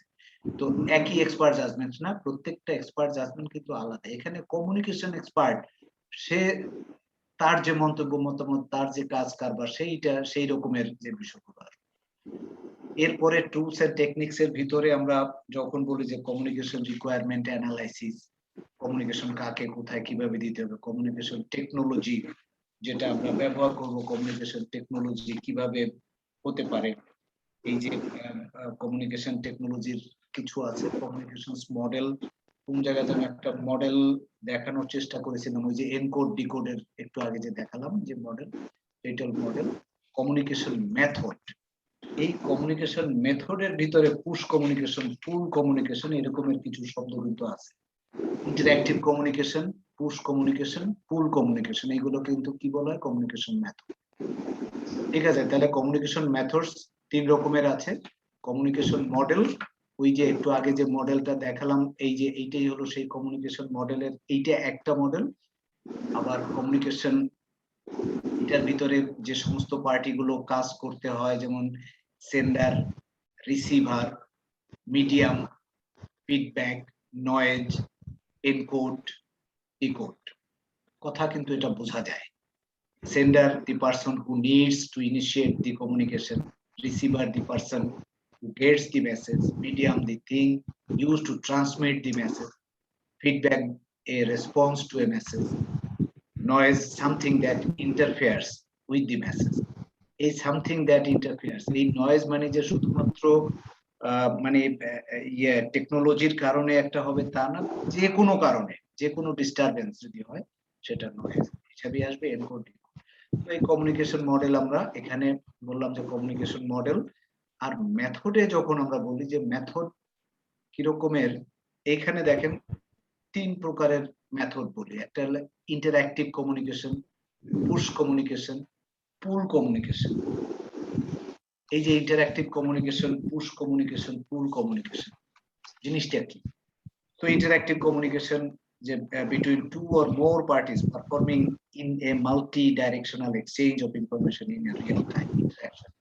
আমরা যখন একটা বক্তৃতা দেই, চাই যে সবাই শুনবে, সবাই বুঝবে, তার মধ্যে প্রশ্ন করবে, ইত্যাদি ইত্যাদি, সেটা ইন্টারাকশন যদি হয় ওইটাই, আর এর চেয়ে কিছু কিছু। আবার পুশ কমিউনিকেশন, পুশ কমিউনিকেশন যে আমরা একটা, ঠিক আছে, একটা চিঠি করে বা একটা সার্কুলার করে সেটা ইসে দিয়ে দিলাম, সেটা আমার ওয়েবসাইটে দিয়ে দিলাম। তো ওয়েবসাইটে যদি দেই, যার লাগবে সে ওখান থেকে নেবে, তাহলে সেই জিনিসটাকে বলি পুল কমিউনিকেশন। বাট যখন অফিস মেমো দেয়া হয়, তার মানে ধরে নেওয়া হয় যাদেরকে এটা দেওয়া হয়েছে তাদের জন্য it is a must. Push communication, push communication, pool communication, তার মানে কমিউনিকেশন মেথডের ভিতরে 3টে অ্যাপ্রোচ কিন্তু আছে। 3টে অ্যাপ্রোচ, এটা কিন্তু একেবারে global approach, standard approach, PMI এর অ্যাপ্রোচ। এই 3টে অ্যাপ্রোচ কি? 3টে অ্যাপ্রোচ হলো ইন্টারঅ্যাক্টিভ কমিউনিকেশন, পুশ কমিউনিকেশন, পুল কমিউনিকেশন। কমিউনিকেশন কেমন হতে পারে? Communication can be written or verbal, কখনো ফর্মাল, ইনফর্মাল। এই যে certain rules needs to be followed informal. Formal হতে গেলে যখন আমরা প্রেরক, প্রাপক ইত্যাদি ইত্যাদি এই সমস্ত অনেক কিছু দিয়ে দিই, সেইটা হলো ফর্মাল। ইনফর্মাল একটা জাস্ট একটা মেইল করে দিলাম, informal communication. It can also be horizontal or vertical. Horizontal and vertical যদি আমরা একই ক্যাটাগরির ভিতরে আমরা কমিউনিকেট করি, সেটাকে আমরা হরিজন্টাল বলি। উপরের নিচের দিকে যদি যাই, সেটাকে আমরা ভার্টিক্যাল বলি। আমরা বসের সাথে যোগাযোগ করব, নিচে এরকমের যদি আসে। এবং শুরুতে একটা জায়গায় কিন্তু এরকমের একটা কথা বলেছিলাম যে আসলে কমিউনিকেশনের ল্যাঙ্গুয়েজের উপরে বা চিঠিপত্র ইত্যাদি ইত্যাদি, ওইটা দেখেন মেসেজ যদি বলি যে only 7% messages are conveyed through word বা লেখা, যে লেখার মাধ্যমে মাত্র 7%। আবার 38% থ্রু প্যারালিঙ্গুয়াল ভোকাল স্পিচ, যখন বক্তৃতা দিতে থাকে। এখন বস যখন কথা বলে ওই কথার টোন, এইটা দিয়ে কিন্তু 38% কমিউনিকেশন, আর 55% থ্রু বডি ল্যাঙ্গুয়েজ। এটা কিন্তু একটা স্ট্যাটিস্টিক্স এরকমের থাকে, তবে পিএমবিওকে তে ঠিক এই শব্দটা এভাবে নাই, তবে শব্দটা এরকমের আছে যে কমিউনিকেশন মেথড যখন আমরা ব্যবহার করতে চাই তা সেক্ষেত্রে বেশি কম কোনটার ক্ষেত্রে, বাট এরকমের যে পার্সেন্টেজ একেবারে দিয়ে দেয়া আছে তা কিন্তু আসলে পিএমবিওকে তে নাই, বাট এটা স্ট্যাটিস্টিক বিভিন্ন জায়গাতে আমরা দেখি যে এরকমের কথা আছে।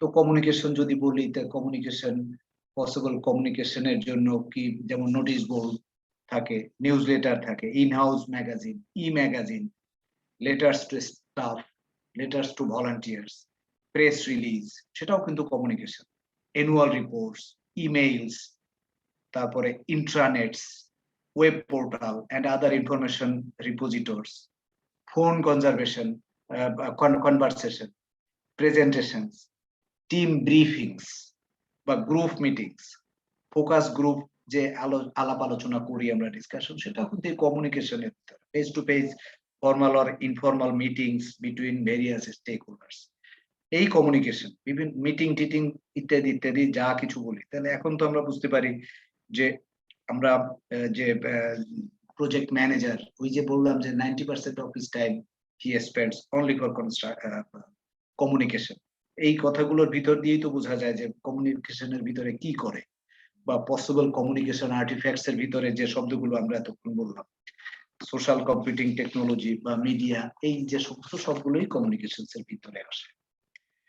তো এখন এই কমিউনিকেশনের ভিতরে যেমন interpersonal communication, small group communication, public communication, mass communication, networks and social computing communication. তো একটা যেটা আমরা একটু করব সেটা হলো যে চ্যাপ্টারটা পড়লেই যে নতুন নতুন যে সমস্ত টার্মিনোলজি আছে, এবং আমাদেরকে নিশ্চিত থাকতে হবে যে এখানে যে সমস্ত কনসেপ্ট গুলো পড়ছি, যে স্ট্যান্ডার্ড গুলো আমরা দেখছি, এটাই কিন্তু আসলে গ্লোবাল, এটাই কিন্তু সারা পৃথিবীতে সব জায়গায় বিভিন্ন স্ট্যান্ডার্ড হিসেবে আসছে। এইখানে দেখেন যে এইখানে যদি বলি যে এই যে একটা চার্ট করে দেয়া আছে যে 4টা ডাইমেনশন, একদম এক্সট্রিম রাইটে ইমেইলস, নোটস এন্ড মেমোস, এটা কি written, however it is informal.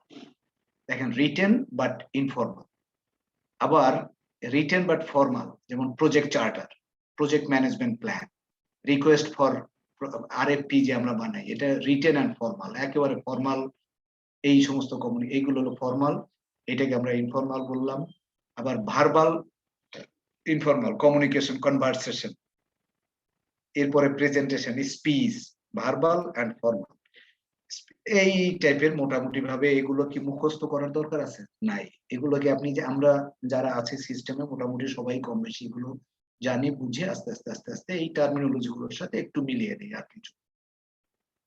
Written and informal এর ভিতরে ইমেইল, এখন এই ইমেইলের গুরুত্ব, ওই যে আমি আমার যে এক্সাম্পলটা আমি এখানে দিলাম সেটা হলো যে 2008 সালে কিন্তু আমি এই ইমেইলের উপরে ভিত্তি করেই কিন্তু আসলে আমেরিকাতে গেছি, একেবারে কথা ক্লিয়ার। ওয়ার্ল্ড ব্যাংকের ফাইন্যান্সেই গেলাম, সেটা ইমেইলের উপরে, আর কিছু না।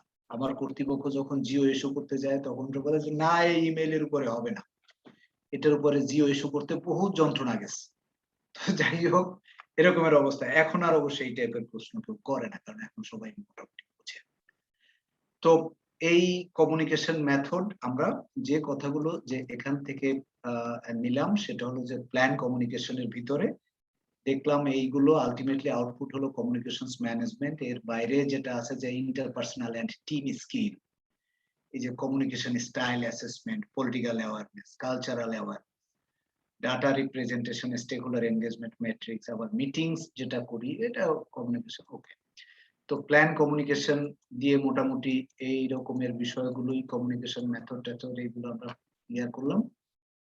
এরপরে আমাদের যে প্রসেস কমিউনিকেশনস ম্যানেজমেন্টে, শুরুতে আমরা বলেছিলাম যে communications management it includes three process. একটা হলো plan communication, second one is manage communication, so second one is manage communication, and last one is control communication. না, ওইটাকে কিন্তু মনিটর কমিউনিকেশন। আমরা যখন পড়তাম সেই 5th এডিশনে ওইটাকে শব্দটাকে কন্ট্রোল কমিউনিকেশন বলা হতো, বাট এখন দ্যাট টার্মিনোলজিটাকে পরিবর্তন করে মনিটর কমিউনিকেশন নিয়ে আসা হবে। তাহলে ম্যানেজ কমিউনিকেশন, যদি বলি যে ম্যানেজ কমিউনিকেশনের ভিতরে কি আছে, manage communication is the process of ensuring timely and appropriate collection, creation, distribution, storage, retrieval, management, monitoring, and the ultimate disposition of project information. এই আজকে যেটুকু বললাম এনাফ। আমি ম্যানেজ কমিউনিকেশনের ভিতরে তথ্য উপাত্ত সংগ্রহ করি, তথ্য বানাই, ডিস্ট্রিবিউট করি, স্টোর করি, ম্যানেজ করি, মনিটর করি, ইত্যাদি ইত্যাদি প্রজেক্টের ইনফরমেশন তথ্যের জন্য যা লাগে সেটি হলো ম্যানেজ কমিউনিকেশন। এটার বেনিফিটটা কি benefit of this process is that it এনাবলস an efficient and effective information flow between the project team and the stakeholders. এটার ভিতরে একটা এফিসিয়েন্ট এন্ড এফেক্টিভ ইনফরমেশন ফ্লোটা সৃষ্টি করে, যে আমি ঠিকমতো কাজ করতেছি কি না এইটা আমার কর্তৃপক্ষ দেখার দরকার। সে এইটা এই কাজগুলো করেই তো সেই জিনিসগুলো তথ্য উপাত্ত সংগ্রহ করবে। And this process is perform throughout the project. সবসময় এটা যেমন এর আগেরটা বলা ছিল পিরিয়ডিক, বাট এটা কিন্তু সার্বক্ষণিক, যখন লাগবে তখন। ম্যানেজ কমিউনিকেশনে কোনো ইয়ে নেই, কিন্তু প্ল্যান কমিউনিকেশনে কিন্তু এটা বলা হচ্ছে যে প্রতিদিন সার্বক্ষণিক যদি করি তাহলে কিন্তু হবে না, ওইটা কিন্তু একটা পিরিয়ডিক লাগবে, প্রতি 3 মাস পর, 6 মাস পর ইত্যাদি, মান্থলি এরকমের হতে পারে। আমরা আইএমইডির কাছে রিপোর্ট পাঠাই, মান্থলি একবার রিপোর্ট পাঠাই, এইটাই। The managed communication process identifies all aspects of effective communication, including choice of appropriate technologies, methods, and techniques. শব্দটা একবার একটু পড়ে নেয়া, তারপরে দেখবেন যে আপনি আপনার সিস্টেমের সাথে যেভাবে মিলে সেইভাবে আপনি মিলিয়ে দেখেন, তাহলে it is okay. So managed communication process identifies all aspects of effective communication, including choice of appropriate technologies, methods, and techniques. Okay, so managed communication. এবারে যখন আমরা ম্যানেজ কমিউনিকেশন, এখানে দেখেন সেন্ডার রিসিভার মডেল আছে, চয়েস অফ মিডিয়া আছে, writing style, যে এখানে আমরা যে চিঠি লিখি, চিঠির style, presentation, facilitation, active listening, এগুলো বিভিন্ন জায়গাতে আমরা বলি যে ম্যানেজ কমিউনিকেশনে ওইগুলো দরকার। সো এটা যে আউটপুটটা কি, প্রজেক্ট কমিউনিকেশনস। তো প্রজেক্ট কমিউনিকেশনস ইনপুট হিসাবে এরকমের প্রজেক্ট ম্যানেজমেন্ট প্ল্যান, ডকুমেন্টস ইত্যাদি, ওয়ার্ক পারফরমেন্স রিপোর্ট, এগুলো তো রিপোর্ট দিয়ে। টুলস এন্ড টেকনিক্স এর ক্ষেত্রে communication technology. So communication technology আছে, তারপরে কমিউনিকেশন মেথডস, একটু আগে যে আমরা আলোচনা করলাম, communication skills, that is again very important thing, communication skills. তো কমিউনিকেশন কম্পিটেন্সি, যে কমিউনিকেশন স্কিলের ভিতরে আমি যে কমিউনিকেট করব, যা কমিউনিকেট করব, so that it communicate the message that I want to communicate with you. এটা ঠিক মতো সঠিক তথ্য উপাত্ত যায় কিনা, এটার ফিডব্যাকটা পায় কিনা, ভার্বাল, নন ভার্বাল, প্রেজেন্টেশন কোন ভাবে উপস্থাপন করলাম, এই সমস্ত শব্দগুলো, এগুলো স্কিলের সাথে সম্পর্কিত। PMIS, project management information system, PMIS, এটাও that is also tools and techniques related to manage communication. Project reporting, আমরা প্রজেক্ট রিপোর্টিং এর কথা বলি। সো আবার এই যে interpersonal and team skill, interpersonal and team স্কিলের কথা যখন আসে, তো এর ভিতরে কি আসে, যেমন অ্যাক্টিভ লিসেনিং, তারপরে কনফ্লিক্ট ম্যানেজমেন্ট। কনফ্লিক্ট ম্যানেজমেন্ট এর আগের চ্যাপ্টারে আমরা বেশ ভালোভাবে আলাপ করেছিলাম। So active listening, conflict management, cultural awareness, meeting management. Meeting, আমরা ওই যে মিটিং তো আসলে কমিউনিকেশনের জন্যই আমরা একটা মিটিং করি। সো নেটওয়ার্কিং, পলিটিক্যাল অ্যাওয়ারনেস, এই সমস্ত tools and techniques that we need to use.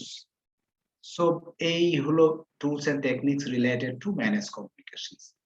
Do we need to memorise it? Nothing, no. এই যে যতটুকু দেখলাম, দেখলেই আমরা বুঝবো এখন যে communications method, this is very much within the purview of manage communications. Communications technology, এইটা করতে গেলে অ্যাক্টিভ লিসেনিং, এগুলো হলো টুলস এন্ড টেকনিক্স, এবং টিম স্কিল বাড়ানোর জন্য এই সমস্ত দরকার। ফলে as a result what happens, project কমিউনিকেশনসটা হয়।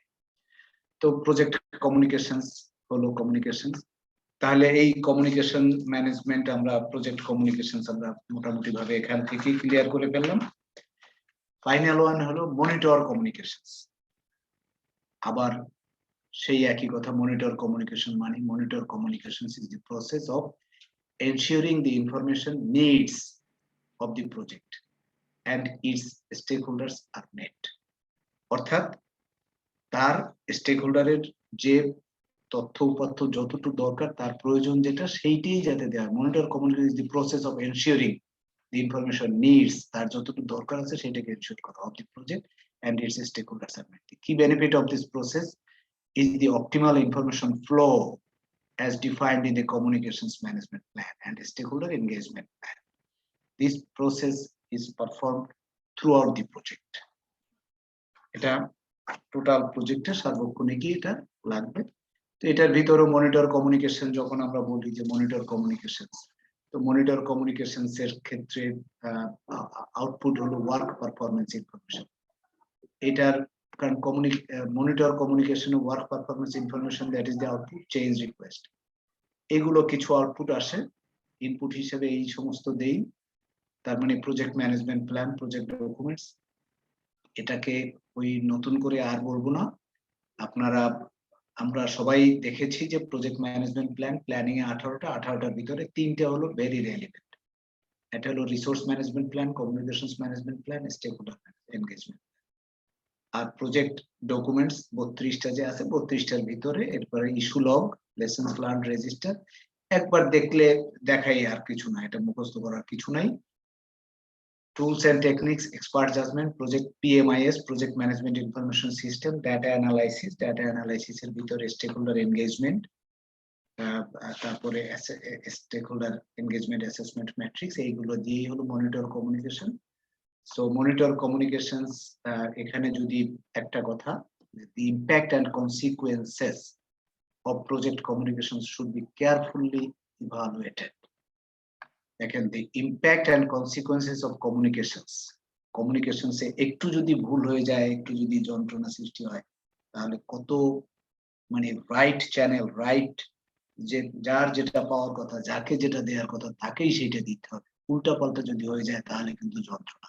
সেই কথাটাই এখানে নিয়ে আসছে একেবারে পিএমবিওকে থেকে। এটা আমরা কম বেশি সবাই জানি, তারপরেও এই জিনিসটা দেখেন পিএমবিওকে থেকে, the impact and consequences of project communications should be carefully evaluated and monitored to ensure that the right message with the right content, same meaning for sender and receiver, is delivered to the right audience. তার মানে right message with right content is delivered to the right audience through the right channel and at the right time. এই যে কয়েকটা right, এইটা খুব important একটা বিষয়। The right message with the right content is delivered to the right audience through the right channel at the right time. Monitor communications may require a variety of methods, such as customer satisfaction survey. আমি এটা করলাম, সে সঠিকভাবে এটা পেলো কিনা, okay, collecting lessons learned, observations of the team, reviewing data from the issue log, এই সমস্ত করে আমরা মনিটর কমিউনিকেশনস মনিটর করার জন্য এই পদ্ধতিগুলো আমরা ব্যবহার করি। Monitor communications process can trigger an interaction of the plan communications management and or managed communications process to improve effectiveness of communication through additional and possibly amended communications plans and activities. Monitor communications এই হলো মোটামুটি communications ম্যানেজমেন্টের যে আলাপ আলোচনা। একটা question আছে sir. জি sir, এখানে রাইট, 3টা রাইটের কথা বলছেন, যে রাইট অডিয়েন্স, রাইট চ্যানেল এবং রাইট টাইম। জি, রাইট কোয়ান্টিটির বিষয়টা আসবে কিনা, যে আমার ইনফরমেশন কতটুকু আসলে দেওয়া দরকার, কতটুকু দেয়া দরকার। হ্যাঁ, এই যে রাইট কন্টেন্টের ভিতরে আসে না সেই কথাটা। আচ্ছা, রাইট কন্টেন্টে সেটা আসতেছে। আমার মনে হয় যে এইটার ভিতরেই আপনি ফেলে দিতে পারেন, রাইট কন্টেন্টের ভিতরে। রাইট কন্টেন্টের ভিতরে আমার মনে হয় যে ফেলা যায় এটা। তো এই নিয়ে হলো আমাদের কমিউনিকেশনস ম্যানেজমেন্টের আলাপ আলোচনা। তাহলে কমিউনিকেশনস ম্যানেজমেন্ট এখানে যদি বলি যে দেখেন তো এখানে তাহলে আমরা যে 3টা প্রসেস পেলাম, কথা clear. Communications management includes plan communication, manage communication and monitor communication. এখন একটু দেখতে চাই যে এটা কি process of ensuring the information needs of the project and its stakeholders are met. কোনটা হতে পারে এই তিনটার ভিতরে? এটা তিনটা ডেফিনেশন যেহেতু আছে, তিনটা ডেফিনেশন অর্থাৎ plan communication management, manage communications and monitor communication.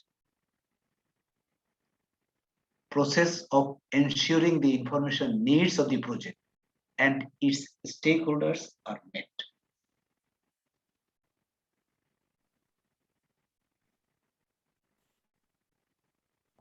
এটা তো স্যার মনে হচ্ছে ম্যানেজের মধ্যে পড়বে নাকি স্যার? ম্যানেজ তাহলে আমাদের তিনটা কি কি? একটা হলো প্ল্যান, একটা ম্যানেজ, একটা মনিটর। মনিটর এটা কি মনিটর কিনা? দুই নম্বরটা আমার কাছে মনে হচ্ছে যে প্ল্যানের মধ্যে পড়বে। ডেভেলপিং, রাইট, এটা প্ল্যানিং এর ভিতরে, এইটা ম্যানেজের ভিতরে, আর উপরেরটা তাহলে মনিটরের মধ্যে পড়বে। তাহলে এইটা হলো মনিটরের ভিতরে। তাহলে এখানে যদি দেখেন যে monitor communications, developing an appropriate approach and plan for project communication activity, এটা হলো plan communications management, and ensuring timely and appropriate collection, creation, distribution ইত্যাদি ইত্যাদি, এটা হলো manage communications। এই তো আমরা মোটামুটি ভাবে দেখলাম যে communications management it includes তিনটা প্রসেস। এই তিনটা প্রসেসের ভিতরে যদি আবার ইম্পর্টেন্ট যে কথাগুলো, মোটামুটি ভাবে communication is a two-way process of transferring information from one entity to another. The four commonly used communication methods are formal, informal, written, and formal, informal, verbal ইত্যাদি, written, verbal ইত্যাদি। কতগুলো পদ্ধতি আছে আমরা দেখেছি যে total number of unique channel of communication can be calculated using the formula n into n minus 1 divided by 2. Communication problem can be identified by analyzing the basic communication model. Project manager is responsible for timely availability of information to all stakeholders. The three process in communication are plan, manage, monitor ইত্যাদি। এই সমস্ত জিনিস নিয়ে আমরা এই জায়গাতে ছোট্ট আরেকটা জিনিস আমরা এখন একটু দেখি যে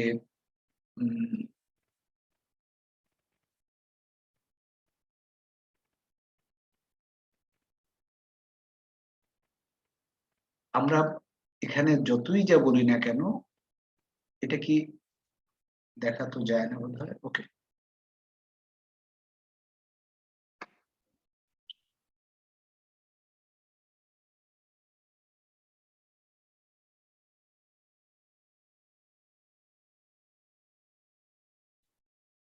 এখন আমি একটু সময় নিচ্ছি আপনাদের কাছ থেকে যে এই যে জিনিসটা আপনি যখন পড়বেন কোনটা দিয়ে? পাওয়ার পয়েন্ট দিয়ে? নো, আমি বলি যে না, আপনি বইটা দিয়ে পড়ুন।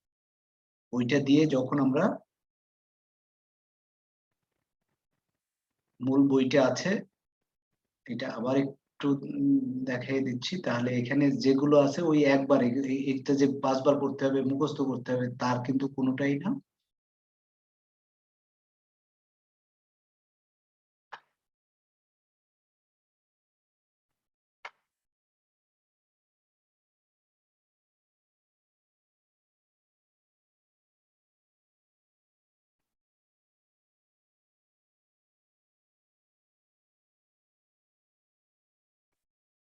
আমি ওই জায়গাটা একটু শেয়ার করে দিচ্ছি।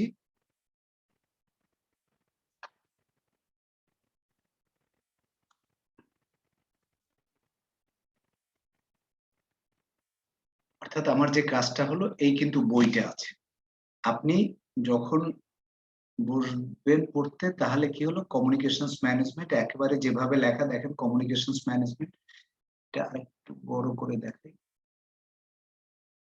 ওকে, তো communications management, এই যে project communications management includes the process necessary to ensure that the information needs of the project and its stakeholders are met through development। এই তিনটা প্রসেস আছে যে plan communications management, manage communication, monitor communication. আমরা আলোচনা কিন্তু এই বইয়ের আলোকেই করছি, এর বাইরে যাওয়ার সুযোগও নাই আর প্রয়োজনও নাই, আমাদের সে অ্যাবিলিটিও নাই। আমরা এই স্ট্যান্ডার্ডের সাথে, এটা তো গ্লোবাল স্ট্যান্ডার্ড, তো আমার বেশি তো কথা বলার দরকার নেই। দেখেন প্ল্যান কমিউনিকেশন।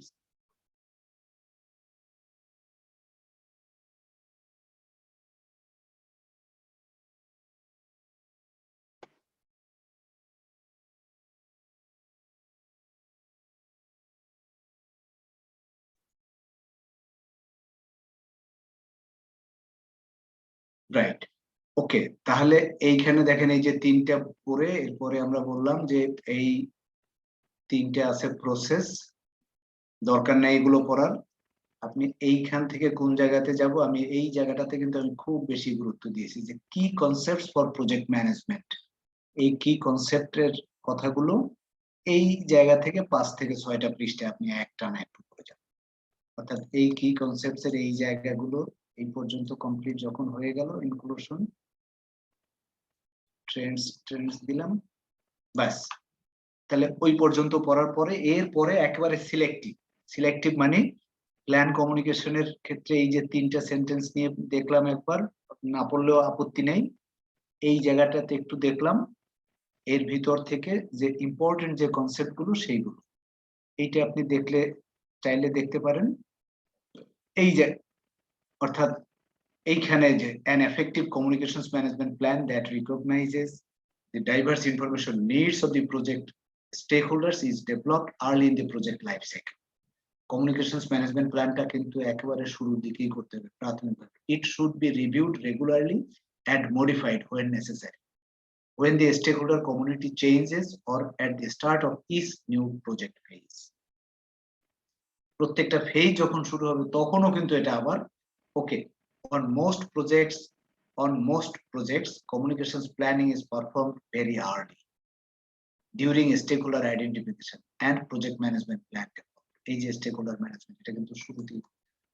আবার while all projects share the need to communicate project information, the information needs and methods of distribution may vary widely.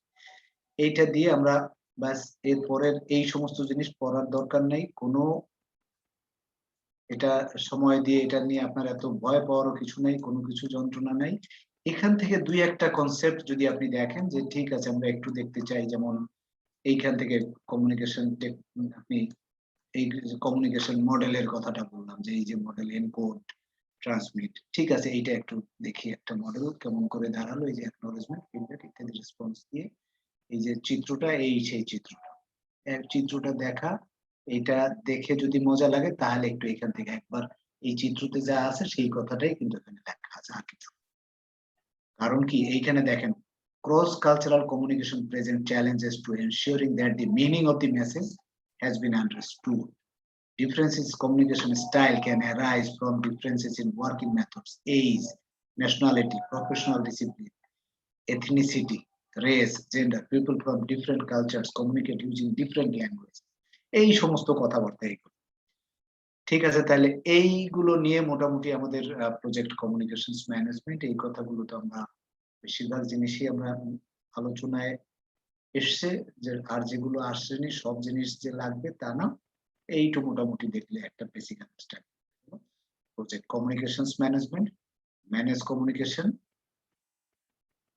ঠিক আছে, তাহলে আমরা এই কমিউনিকেশনস ম্যানেজমেন্টটা এখানে আমরা শেষ করতে চাই।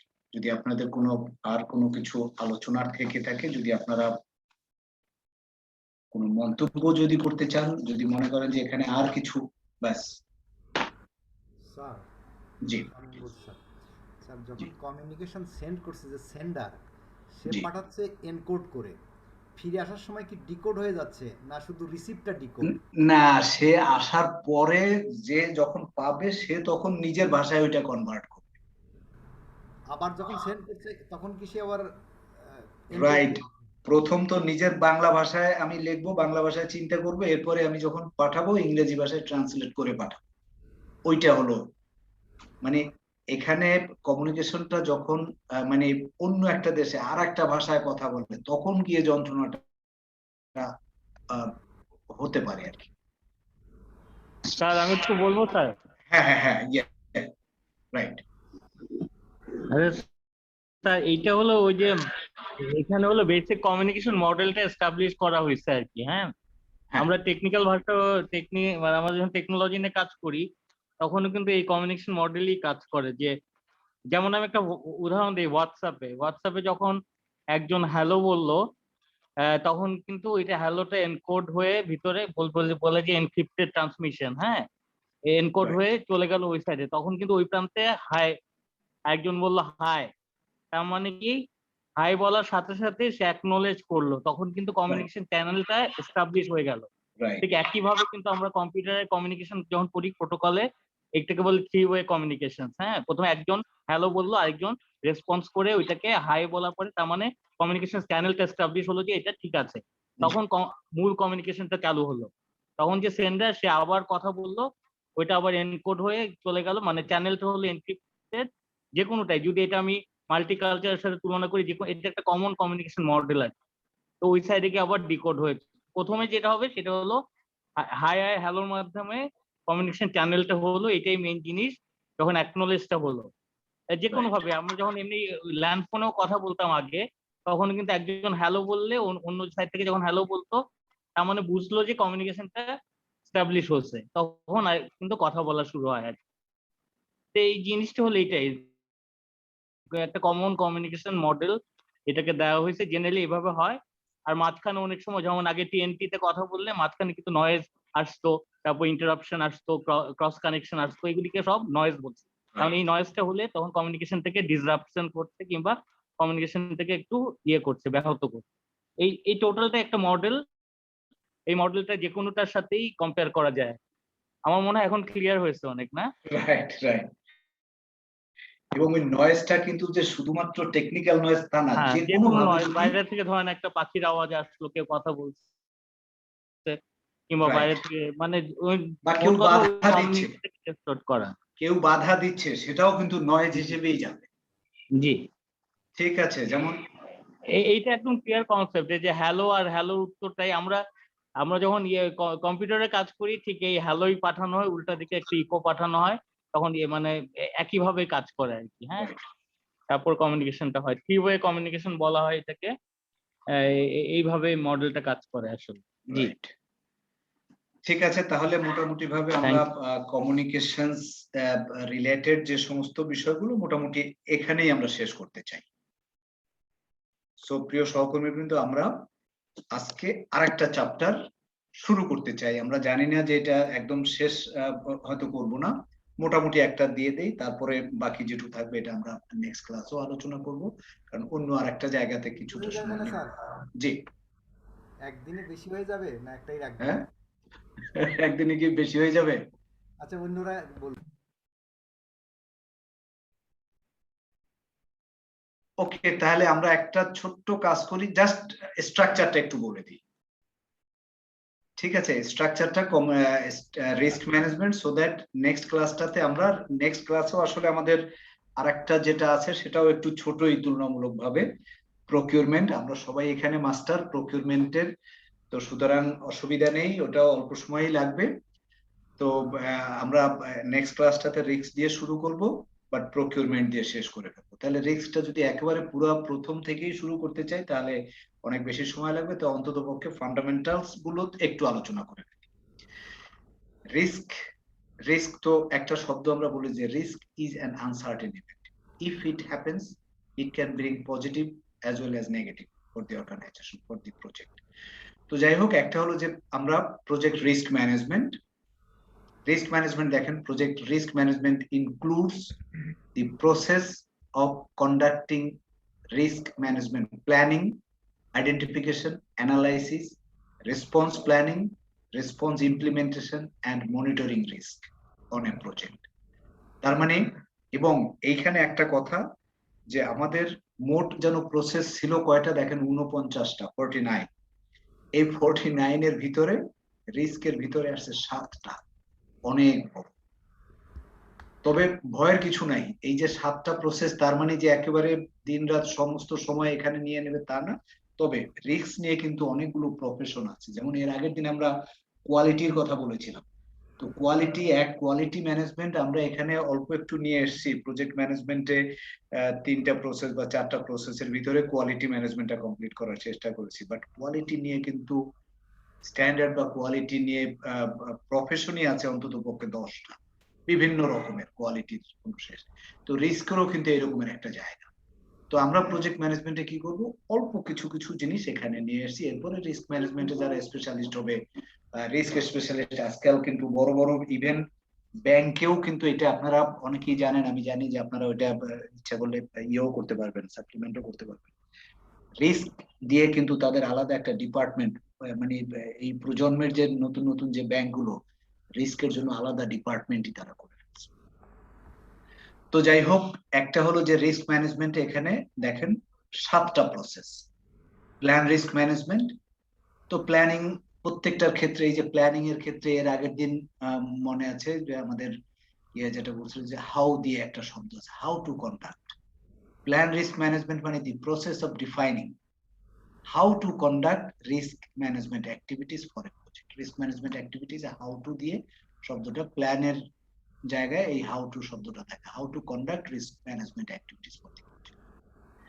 এরপরে রিস্ক গুলো আইডেন্টিফাই করতে হবে, রিস্কের যে কোন কোন বিষয়গুলো, কি রিস্ক আছে, সেই রিস্ক কি আমার কনসালটেন্ট পাবো না, নাকি গভর্নমেন্টের অন্য কোনো জায়গাতে যন্ত্রণা, নাকি এনভায়রনমেন্টাল কোনো ইস্যু আছে, ইত্যাদি ইত্যাদি। আমার identify the process of identifying individual project risks as well as sources of overall project risks। তার মানে এখানে দুটা ইম্পর্টেন্ট কথা আমরা বললাম, একটা হলো ইন্ডিভিজুয়াল প্রজেক্ট রিস্ক আর একটা হলো overall project risk, and documenting their characteristics, ইন্ডিভিজুয়ালটার ক্যারেক্টারিস্টিক্স, ওভারঅল প্রজেক্ট এটাও আমরা। এরপরে দেখেন দুটো শব্দ আছে, একটা হলো পারফর্ম কোয়ালিটেটিভ রিস্ক অ্যানালাইসিস আর একটা হলো পারফর্ম কোয়ান্টিটেটিভ রিস্ক অ্যানালাইসিস। তো qualitative risk analysis, the process of prioritizing individual project risk for further analysis or action by assessing their probability of occurrence। ঘটনা ঘটার সম্ভাবনা কতটুকু এবং ঘটলে কি হতে পারে। তো রিস্ক, এই একটা জায়গায় রিস্ক কিন্তু একটা আনসার্টেনিটি, এটা যে ঘটবেই তা কিন্তু না, যদি ঘটে তাহলে কি হতে পারে। একটা কোয়ালিটেটিভ অ্যাসেসমেন্ট আমরা করি। এরপরে কোয়ান্টিটেটিভ অ্যাসেসমেন্ট, দেখেন কোয়ালিটেটিভ তো বললাম the process of prioritising individual project risk for further analysis, আর the process of numerically analysing the combined effect of identified individual project risk. Individually এইটা রিস্ক, এইটা রিস্ক, এইটা রিস্ক, প্রত্যেকটা সবকিছু মিলিয়ে কম্বাইন্ড যেটা করি সেইটাকে বলি আমরা পারফর্ম কোয়ান্টিটেটিভ রিস্ক অ্যানালাইসিস। এগুলোর ব্যবহার আসলে খুব কম। এই কোয়ান্টিটেটিভ রিস্ক অ্যানালাইসিস এর ব্যবহার যদি না চায় তবে সাধারণত করতে হয় না এটা। Okay, and sources of uncertainty on overall project objectives. এরপরে দেখেন রিস্ক গুলো তো আমি আইডেন্টিফাই করলাম, এখন কোন রিস্ক গুলো কিভাবে রেসপন্স স্ট্র্যাটেজিটা কি হবে, plan risk response. The plan risk response is the process of developing options, selecting strategies, and agreeing on actions to address overall project risk exposure as well as threat, individual project risk। এই জিনিসগুলো risk যে আমরা যে দুটাই হতে পারে, সেইটা হলো প্ল্যান রিস্ক রেসপন্স এর উপরে ভিত্তি করে আমরা যদি থ্রেট হয়, অপরচুনিটি যদি হয় তার জন্য একরকমের প্ল্যান, যদি সেটা থ্রেট হয় তার জন্য আর এক রকমের প্ল্যান। এই প্ল্যান করলাম, প্ল্যান করার পরে হলো implement risk response. So the process of implementing agreed upon risk response plan. তো প্ল্যানিং এর এটা যেহেতু ইমপ্লিমেন্ট রিস্ক রেসপন্স, আগেই তো আমাকে এইটা ঘটলে আমি এই কাজ করব, এই রকমের ঘটনা ঘটার সম্ভাবনা আছে, এইটা করলে এই রকমের ব্যবস্থা করব, এটা তোমার একটা প্ল্যানিং থাকবে। The process of implementing and monitor risk, যে কোনো ঘটনা ঘটছে কিনা, ঘটার সম্ভাবনা হয়েছে কিনা, হলে কি হবে। The process of monitoring the implementation of agreed upon risk response plans, tracking identified risks, identifying and analysing new risks, and evaluating risk process effectiveness throughout the project. তাহলে রিস্ক ম্যানেজমেন্টে আমরা যতটুকু কথা বললাম সেটা হলো যে risk management includes the process of conducting risk management planning, identification, analysis, resource plan, response planning, তারপরে রেসপন্স ইমপ্লিমেন্টেশন, মনিটর, সবগুলো মিলিয়ে রিস্ক ম্যানেজমেন্ট। এটার ভিতরে 7টা প্রসেস আছে এবং এইটা প্রসেসটা যখন কমপ্লিট হয়ে যাবে তখন দেখবেন যে আমাদের অনেক কাজ সহজ হয়ে যাবে। কেমন করে সহজ হয়ে যাবে, আর কিন্তু বাকি থাকে না। 49টার ভিতরে 7টাই হলো এই জায়গাতে। 7টা যদি বলি যে এই 7টা কি কি আছে, 1 নম্বর তো মাস্ট, সেটা হলো প্ল্যান, আর শেষে যেটা সেটা হলো মনিটর। তাহলে মনিটর আর প্ল্যান গেল। এরপরে একটা কথা কি, যে রিস্কটাকে আইডেন্টিফাই করতে হবে। তাই আইডেন্টিফাই করলেই হবে না, আইডেন্টিফাই করে এটা দেখতে হবে যে এটা কি, এটার আইডেন্টিফাই করলাম, এটার কোয়ালিটেটিভ অ্যানালাইসিস করতে হবে, কোয়ান্টিটেটিভ অ্যানালাইসিস করতে হবে। অ্যানালাইসিস করে এই রিস্কের ঘটনা যদি ঘটে তাহলে আমি কিভাবে রেসপন্স করব, plan risk response, implement risk response, the process of implementing, এই জায়গাগুলোতে আমার যেতে হবে। সো 7টা প্রসেস নিয়ে হলো আমাদের রিস্ক ম্যানেজমেন্ট। এখন এই 7টার ভিতরে যে সমস্ত কথাগুলো আছে, এই পেজটা কি পড়ার দরকার আছে, মুখস্থ করার দরকার আছে? না, এগুলো মুখস্থ করা যাবে না, মুখস্থ করতে পারবো না, সেই সময়ও আমাদের হবে না, সেই প্রয়োজন আমাদের নাই। একেবারে এরপরের যে কথাটি আমরা বলতে চাইছিলাম, যে যে এইখান থেকে দেখেন, আপনি আবার বলি যে একই জিনিস কেমন করে পড়বেন। পড়ার জিনিসটা হলো এখান থেকে 4 পৃষ্ঠা একেবারে কথা, কি concepts for project risk management. এই কি কনসেপ্টের ভিতরে দেখেন, এই ল্যাঙ্গুয়েজটা, এটা একটা ইন্টারন্যাশনাল বই হলো, ল্যাঙ্গুয়েজটা কিন্তু আমাদের বোধগম্য ভাষাতে আছে, সহজেই কিন্তু আমরা এটা পড়তে পারি, এটা বুঝতে পারি। এর ভিতরে কঠিন কোনো ওয়ার্ড নেই, কঠিন কোনো শব্দ নেই, কঠিন কোনো সেন্টেন্স নেই।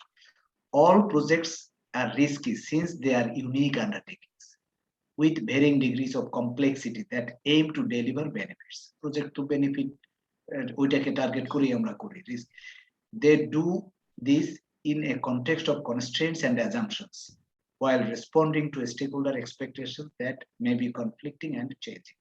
Organizations should choose to take project risk in a controlled and intentional manner in order to create value while balancing risk.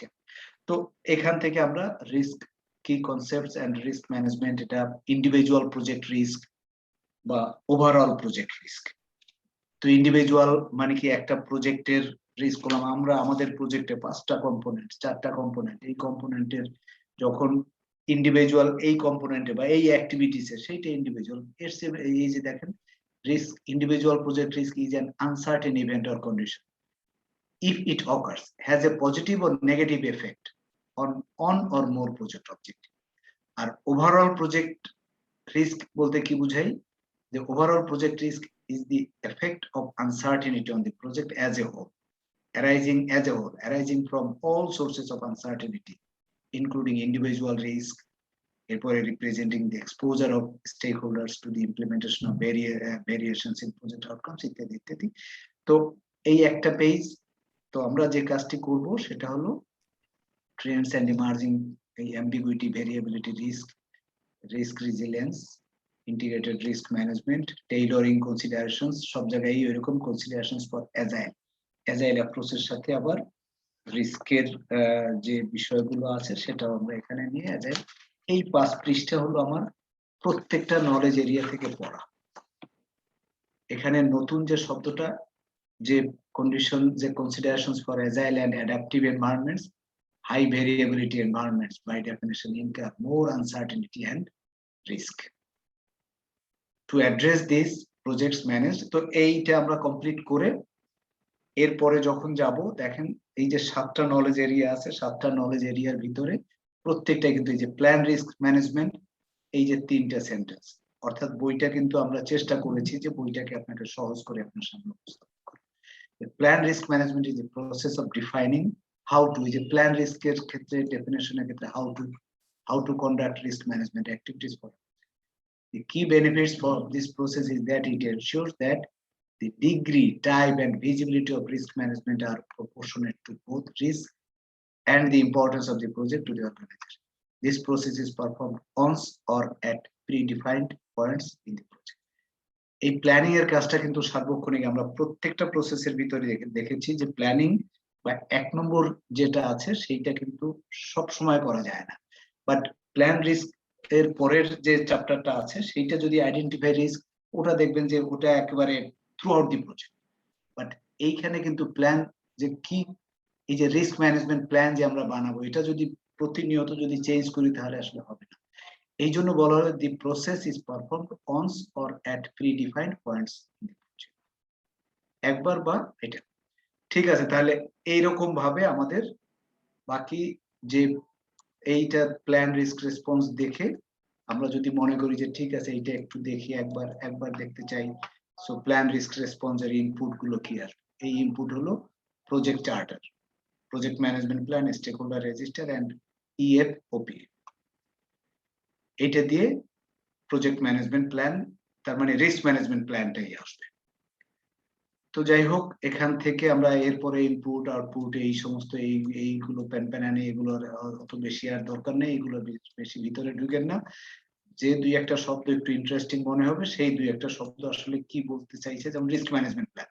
ঠিক আছে, আমি দেখি যে আমাদেরকে যদি আমার কর্তৃপক্ষই যদি বলে যে ঠিক আছে আপনি একটা রিস্ক ম্যানেজমেন্ট প্ল্যান তৈরি করেন, তো রিস্ক ম্যানেজমেন্ট প্ল্যান, তাহলে রিস্ক ম্যানেজমেন্ট প্ল্যানের একটা ফরম্যাটটা কি হতে পারে, এই ফরম্যাটটা নিয়ে হয়তো আমরা একটু ভাবতে পারি যে ঠিক আছে রিস্ক ম্যানেজমেন্ট প্ল্যান, ঠিক আছে, let's the risk management plan is a component of the project management plan that describes how risk management activities will be structured and performed. Risk management এর কাজটাকে কিভাবে আমি নেব এবং কিভাবে। The risk management plan may include some or all of the following elements. এর ভিতরে কোনটা থাকতে পারে বা সবগুলো থাকতে পারে, বা আরেকটা আপনি অ্যাড করতে পারেন, যখন যেটা লাগবে সেইটা অনুযায়ী আমরা কাজ করতে পারবো, কোনো অসুবিধা নেই।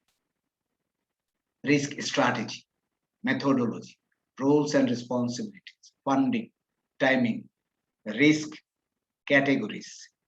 এই যে রিস্ক ব্রেকডাউন স্ট্রাকচার, আমরা ব্রেকডাউন স্ট্রাকচারে যখন WBS বলেছিলাম, তিনটা BS বলেছিলাম, WBS, resource breakdown structure, risk breakdown structure. এই রিস্ক ক্যাটাগরি যে রিস্ক ব্রেকডাউন স্ট্রাকচার, তাহলে রিস্ক ওই রকমের ব্রেকডাউন স্ট্রাকচার মানে কি, বড় তিনটা পয়েন্ট, তিনটা চারটা বা পাঁচটা পয়েন্ট নিয়ে ওইটাকে আবার ছোট ছোট করে যদি ভেঙে ফেলি, তাহলে সেইটা হলো রিস্ক ক্যাটাগরিজ। ওইখান থেকে একদম লাস্টে যেটা নিয়ে আসবো সেই রকমের। মনে আছে তো RBS, WBS, RBS ছিল দুটো, একটা হলো resource breakdown structure, risk breakdown structure. এই সমস্ত শব্দগুলো নিয়ে রিস্ক ম্যানেজমেন্ট প্ল্যান। তো যাই হোক, এখান থেকে আমরা দেখানোর চেষ্টা করলাম যে we will start risk management plan. এখন আমরা একটু আবার আমাদের সেই চলে যাই যে রিস্ক ম্যানেজমেন্ট যখন আমরা শেয়ার করলাম, তো না, এটা রিস্কটাকে আবার সে নিয়ে আসি।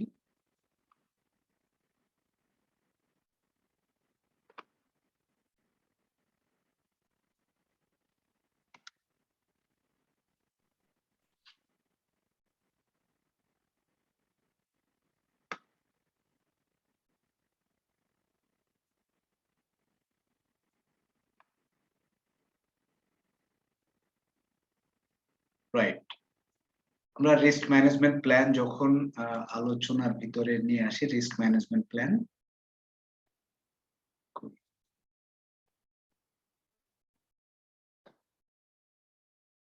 So risk management plan already আমরা বলেছিলাম যে project risk management plan includes the process of conducting risk management planning, identification, analysis, response planning, response implementation, and monitoring risk on a project. The objectives of project risk management are to increase the probability and or impact of positive risks and to decrease the probability and or impact of negative risk. তার মানে negative রিস্কের প্রবাবিলিটিটাকে আমি decrease করবো আর ওইটাকে increase করবো, সেইটাই হলো অবজেক্টিভসটা কি, risk management, in order to optimize the chances of project success. Risk management process, as already we mentioned that we have got seven process that started with project plan risk management, identify risk. Plan risk management মানে হলো the process of defining how to conduct risk management activities. Identify risk এর ভিতরে the process of identifying individual project risks as well as sources of overall project risk and documenting their characteristics. Qualitative risk analysis, it includes the process of prioritizing individual project risks for further analysis or action by assessing their probability of occurrence and impact as well as other characteristics.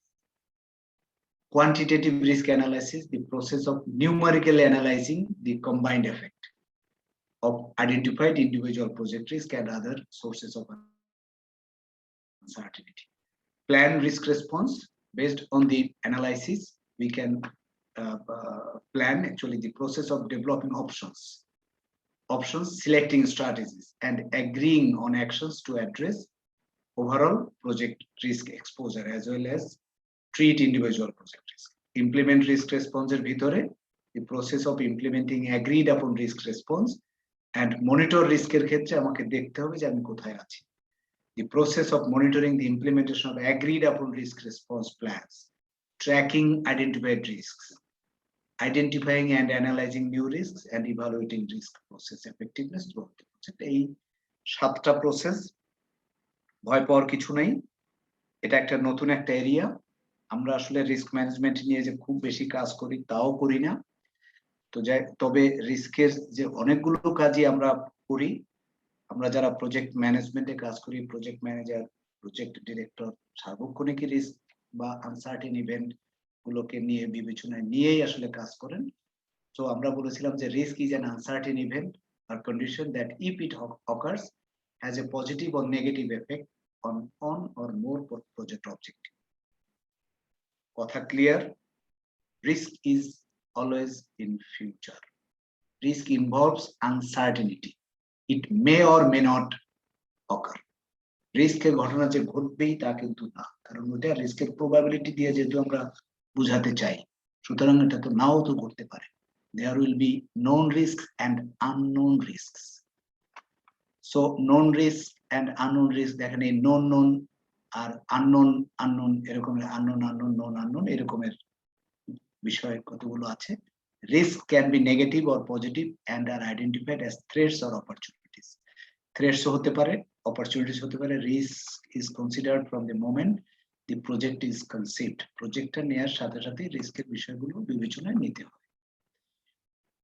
Objectives of project risk management are to increase the probability and or impact of positive risks and to decrease the probability and or impact of negative risks in order to optimize the chances of project success.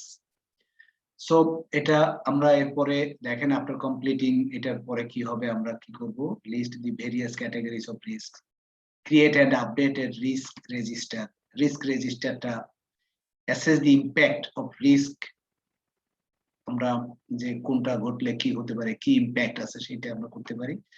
Quantitatively evaluate the impact of each risk and total risk. Describe and implement risk response strategies, define work arounds, এই সমস্ত শব্দগুলো। Project risk management includes the process of conducting risk management planning, identification, analysis, response planning, response implementation, and monitoring risk on a project. Risk management process should be conducted iteratively. একবারে সবসময় এটা যে একবারে একবার করলাম তারপরে আর হবে না তা না। Integrated risk management, risk may exist at any part of a program or portfolio and it should be owned and managed at the appropriate level. Some risks identified at higher levels will be delegated to the project team for management and some project risks may be escalated. সবই যে project director করতে পারবে তা না, কিছু ক্ষেত্রে তার ঊর্ধ্বতন কর্তৃপক্ষের কাছে নিয়ে যেতে হবে। হায়ার ওকে ইন্টিগ্রেটেড রিস্ক ম্যানেজমেন্ট, আমরা রিস্ক ক্যাটাগরাইজেশনের যখন known risks, unknown risks. Known risks বলতে manage proactively or assign a contingency reserve. Known unknown. Risk তো পুরোটাই জিনিসটা, তাহলে রিস্ক একটা হলো known risk, unknown risk. known এই যে known unknown আর একটা হলো একেবারে unknown. Unknown cannot be managed proactively and therefore be assigned a management reserve. এটা তাহলে একটা হলো contingency reserve is for known risk, যেটা হলো known risk মানে হলো known unknown, আর unknown risk মানে unknown এর জন্য রাখতে হয় ম্যানেজমেন্ট রিজার্ভ।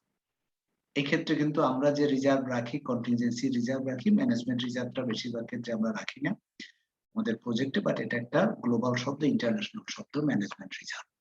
unknown এরপরে event risk, mostly focus on this type of risk, that is a key seller may go out of business during the project. The customer may change the requirement after design is complete. Design complete হয়ে গেল, customer তার requirement change করে, এগুলোকে বলে আমরা event risk. Non event risk, there are two main types of non event risk, একটা হলো variability আর একটা হলো অ্যাম্বিগুইটি। ভেরিয়েবিলিটির ভিতরে কি থাকে? Uncertainty exists about some characteristics of a planned event or activity or decision. আর ambiguity risk, uncertainty exists about what might happen in the future due to imperfect knowledge. আমার জানি না, শুনি না, ঠিক মতো বুঝবো না, imperfect knowledge, সেই কারণে যদি রিস্কের ঘটনা ঘটে, দ্যাট ইজ ambiguity. এই শব্দগুলো এরকমের, এইটা তো আমরা একটা দেখালাম যে রিস্ক ব্রেকডাউন স্ট্রাকচার, সব ব্রেকডাউন স্ট্রাকচার গুলো এই প্যাটার্নেই আসলে প্রজেক্ট রিস্ক এভাবে যদি আমরা করতে পারি, তার মানে সবগুলো কি এভাবে হবে না। আমরা যেভাবে অ্যানালাইসিস করেছি, আমাদের ওকে টেকনিক্যাল কি হতে পারে, এক্সটার্নাল, অর্গানাইজেশনাল, প্রজেক্ট ম্যানেজমেন্ট, আবার এই চারটা অন্যভাবেও হতে পারে। কোন ভাবে কোনটার জন্য কিভাবে বিবেচনা হবে, তো এক্সটার্নাল রিস্কের ক্ষেত্রে সাবকন্ট্রাক্টরস, রেগুলেটরি, এটা কিন্তু একটা মডেল নেই। তার মানে হলো আমি অ্যানালাইসিস করতে গেলে যে এই মডেল এই স্ট্রাকচারে ফলো করবো তা কিন্তু না, সেখানে আমার জন্য রেলিভেন্ট যেটা সেটা জাস্ট একটা দেখানো যে রিস্ক ব্রেকডাউন স্ট্রাকচার এরকমের একটা মডেল হতে পারে। সো এই জায়গাতে আর অল্প কিছু, যেমন রিস্ক অ্যাটিটিউড একটা শব্দ আছে, যেটাকে আমরা বলি organisations and stake holders are willing to accept. যদি আমি বলি যে না, আমি কোনো অবস্থায় কোনো রিস্কের ভিতরে যাব না, তাহলে তো আমি কিছু করতেই পারবো না, ঘরেই বসে থাকতে হবে। তো organizations and stakeholders are willing to accept varying degrees of risk depending on the risk attitude. এই রিস্ক অ্যাটিটিউড তিন রকমের অ্যাটিটিউড আছে। তিন রকমের অ্যাটিটিউড, একটাকে বলে risk threshold, risk tolerance, risk appetite. আবার বলি, রিস্ক অ্যাটিটিউডটা কয় প্রকারের? তিনটা প্রকারের, risk threshold, risk tolerance and risk appetite. Risk threshold মানে কি? Express the degree of acceptable variation around a project objectives. It is like the end point below the threshold accept the risk. তো আমার ওই পর্যন্ত যে আমি কোন পর্যন্ত গিয়ে আমি এটা অ্যাকসেপ্ট করতে পারি, এর পরে গেলে আর এটা হবে রিস্কের থ্রেশহোল্ড, এটাকে আমরা রিস্ক টলারেন্স, এই যে +-5%, the degree, amount or volume of risk that is an organization will withstand, that is +5 to -5% tolerance. Risk appetite, the degree of uncertainty and entities willing to take on in anticipation of a reward. আমি একটা reward পাওয়ার আশায় কত দূর পর্যন্ত যাব, সেটারও তো একটা লিমিট আছে, সেইটাকে বলি আমরা risk appetite. If the organization is willing to take risk, its risk appetite is high. If not willing to take risk, its risk appetite is low. তো রিস্ক অ্যাটিটিউড এই রকমের তিন প্রকারের রিস্ক আছে, risk threshold, risk tolerance, risk appetite.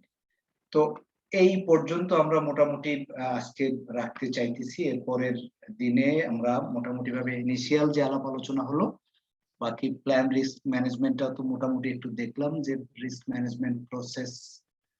এইখানে দেখেন যে plan risk management, identify risk, perform qualitative, perform quantitative, plan risk, implement, monitor, এগুলো আমরা দেখেছি। এটা যে সাতটা প্রসেসে যে জায়গাতে যেভাবে আসে আইডেন্টিফাই করেছি একেবারে সবার উপর থেকে। প্ল্যান রিস্ক ম্যানেজমেন্টের ভিতরে যেমন এইটাই রিস্ক ম্যানেজমেন্ট প্ল্যানটাই আমার আউটপুট হিসেবে আসবে, এন্ড ইনপুট হিসেবে প্রজেক্ট চার্টার। অনেক জায়গায় কিন্তু চার্টারের ব্যবহার দেখেছি। তো এক্সপার্ট জাজমেন্ট, ডাটা অ্যানালাইসিসের ভিতরে stake holders, risk management plan. Risk management প্ল্যানের ভিতরে যা থাকে সেটা হলো এরকমের একটা risk strategy, methodology, rules and responsibility, এটার জন্য কতটা ফান্ডিং কোথা থেকে হতে পারে, টাইমিং কি হতে পারে, রিস্ক ক্যাটাগরিজ কি হতে পারে, স্টেক হোল্ডার রিস্ক অ্যাপেটাইট, একটু আগে যেটা দেখালাম, probability and impact of risk, reporting formats, tracking, এইগুলো দিয়ে একটা রিস্ক ম্যানেজমেন্ট প্ল্যানটা দেখতে কেমন, তার যদি একটা বলি যে রিস্ক ম্যানেজমেন্ট প্ল্যানের একটা ফরম্যাট, সেই ফরম্যাটের কোন কোন পয়েন্টগুলো, এই পয়েন্টগুলো মানে যে সবসময় যে এই পয়েন্টগুলো থাকবে তা না, এই রকমের একটা আইডিয়া দেয়া আছে। এখান থেকে এডিশন হতে পারে, এখান থেকে সাবট্রাকশন হতে পারে, এটার অন্য ল্যাঙ্গুয়েজ হতে পারে, অন্য ভাষা হতে পারে, আমার প্রয়োজনের যেটা আসবে সেইটা। তো মোটামুটি ভাবে আমরা আজকে মনে হয় এই জায়গাতে শেষ করে দেই রিস্ক নিয়ে। ইনিশিয়াল যে আলাপ আলোচনা যতটুকু যা হলো, আমরা নেক্সট ক্লাসটাতে আমরা যে কাজটি করব রিস্ক ম্যানেজমেন্ট নিয়ে, we will spend maximum half an hour and we will continue project procurement. আমাদের এই হলো মোটামুটি ভাবে আমাদের একটা প্ল্যান। এখন আমি অন্য একটু জায়গাতে যাব, সেটা হলো আমার মনে হয় যে ডিজি মহোদয় এখন আছেন, ওই জিনিসটি আমরা একটু শেয়ার করতে চাইছি, যেটা হলো কোনটা যেন দেখালাম আমরা সিস্টেমের ভিতরে যেটা নিয়ে এসেছিলাম, কই সেটা, রাইট এখানে। ওকে,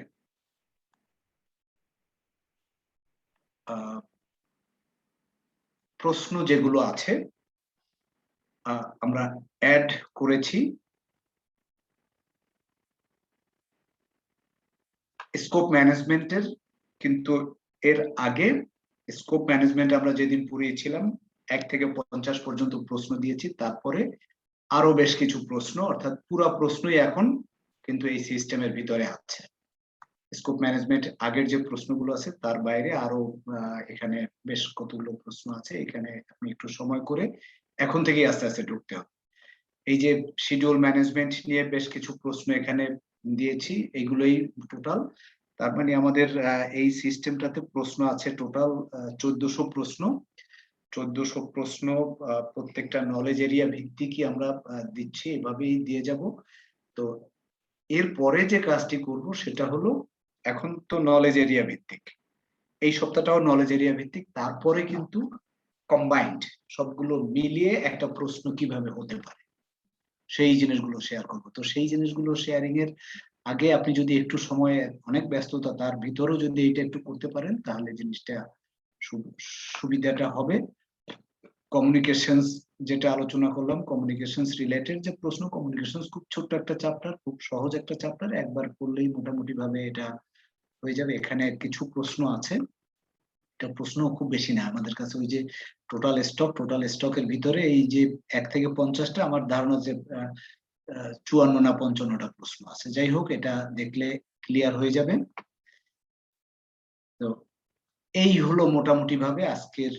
আর একটা হলো, এর আগের দিন এটা আমি একটু দিতে দেরি করে ফেলছিলাম, যে প্রজেক্ট রিসোর্স ম্যানেজমেন্টের যে একেবারে শর্ট নোট, অর্থাৎ রিসোর্স ম্যানেজমেন্ট আলোচনা যখন করেছিলাম 6টা প্রসেস নিয়ে প্রজেক্ট রিসোর্স ম্যানেজমেন্ট আলোচনা করতে গিয়ে, এই যে plan resource management, so plan resource management, estimate activity resource, acquire resource, তারপরে develop team and monitor team, এই যে ম্যানেজ টিম, আর ফাইনালি যে কালেক্ট কন্ট্রোল রিসোর্স, এই 6টা প্রসেস নিয়েছিল আমাদের রিসোর্স ম্যানেজমেন্টের আলোচনা। সেই এটা প্রজেক্ট রিসোর্স ম্যানেজমেন্ট, সেই সব কপিটা এখানে দেওয়া আছে।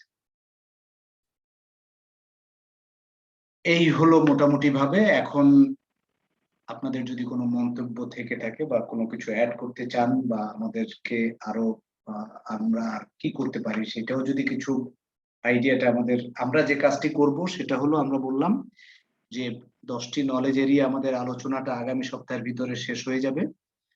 আলোচনাটা শেষ হলে আমরা কি করব, অ্যাজাইলের উপরে আমাদের 2টি ক্লাস থাকবে, 2 দিন লাগবে আমাদের অ্যাজাইল, 1 সপ্তাহ। এই অ্যাজাইলটা কমপ্লিট করে এরপরে সরাসরি আমরা যে জায়গাতে যাব সেইটা এখন পর্যন্ত আমি ডিসক্লোজ করি নাই, সেটা হলো একেবারে এই বছরে পরীক্ষা দেওয়ার জন্য পিএমআইরি ছাপানো, তাদেরই একটা প্রেসক্রাইবড আছে যে পরীক্ষা দেওয়ার জন্য। তারা কারণ কি, তারা করছে কি যে 6th এডিশন এবং 7th এডিশন, এই 6th এডিশন শেষ হয়ে গেল, 7th এডিশন নতুন এসেছে, এর ভিতরে প্যান্ডেমিক সিচুয়েশন ফলে হলো কি যে 7th এডিশনটা কিন্তু এখন পর্যন্ত কার্যকর করতে পারেনি। তো আবার 6th এডিশনটা ওইটার উপরে যে হুবহু থাকবে তাও না, ফলে একটা মাঝামাঝি পর্যায়ে চলে এসেছে। তো মাঝামাঝি পর্যায়ে চলে এসে পিএমআইরই একটা প্রেসক্রিপশন আছে যে পরীক্ষাটা এখন যেটা হবে সেটা কোন প্রক্রিয়াতে হবে, কোন প্রশ্নগুলো বা এই যা কিছু আমরা পড়েছি তার ভিতর থেকে কোন জিনিসগুলো থাকবে সেটা আমরা সংগ্রহ করেছি। আমরা পিএমআইরই একেবারে অরিজিনাল ডকুমেন্ট সেখান থেকে আমরা সংগ্রহ করেছি, সেই জিনিসগুলো আপনাদের সাথে শেয়ার করব। তো সেই জিনিসগুলো শেয়ার করলে সেইখানে যে জিনিসগুলো থাকবে, অর্থাৎ এই যে প্রজেক্ট ম্যানেজমেন্টের এই যে 10টা নলেজ এরিয়াতে যা আলোচনা করেছি তাতে আবার কভার করবে ওইটার 80%। না 80 বা 90% এর মতো, তাই না আশফাক? ওটা প্রায় 80 to 90% এর মতোই আসলে কভার করবে। অর্থাৎ যে সমস্ত জিনিসগুলো আলোচনা হলো 10% নতুন জিনিস, কিছু কিছু জিনিস নতুন নতুন জিনিস পাওয়া যাবে, সেই জিনিসটা আমরা ক্লিয়ার করবো। তাহলে আমাদের পরিকল্পনা হলো 10টি নলেজ এরিয়া কমপ্লিট যেদিন হবে, তারপরে আমরা অ্যাজাইলে যাব। অ্যাজাইলে 2 days আমাদের লাগবে। 2 days এর পরে এই টোটাল ইয়াটাকে 3টা ভাগে যে ভাগ করা হলো, যে পিপল, প্রসেস এন্ড ওইখানে আবার 5টা চ্যাপ্টার আছে পিএমআই এর, একেবারে সরাসরি পিএমআই এর ওই 5টা চ্যাপ্টারে আমরা হয়তো আরো 5 দিন সময় নেব। এইটা নিলে মোটামুটি ভাবে আমাদের ক্লাসগুলো কমপ্লিট হবে। তাতে আমরা হিসাব করেছি যে আরো অন্ততপক্ষে, মানে এত তাড়াহুড়ার কিছু নাই, আমরা কিন্তু একেবারে ডিসেম্বর পর্যন্ত, আপনি যতদিন পরীক্ষা প্রক্রিয়ার ভিতরে আছেন ততদিনই আমরা থাকবো, যেখানেই যে অবস্থাতে লাগবে বা যে সমস্ত ডকুমেন্টস কোথা থেকে সংগ্রহ করা ইত্যাদি ইত্যাদি সেগুলো করে আপনার হাতে পৌঁছে যাবে, পৌঁছিয়ে দিব। এটা আমাদের একটা টার্গেট, যে এখান থেকে যদি আমরা CPTU তে to increase the number of PNPs। তো এই হলো মোটামুটি। এখন আপনাদের কোনো মন্তব্য বা আমাদের জন্য যদি কোনো পরামর্শ থেকে থাকে, আশফাক আছে, আমি আছি, আমরা কাজ করবই।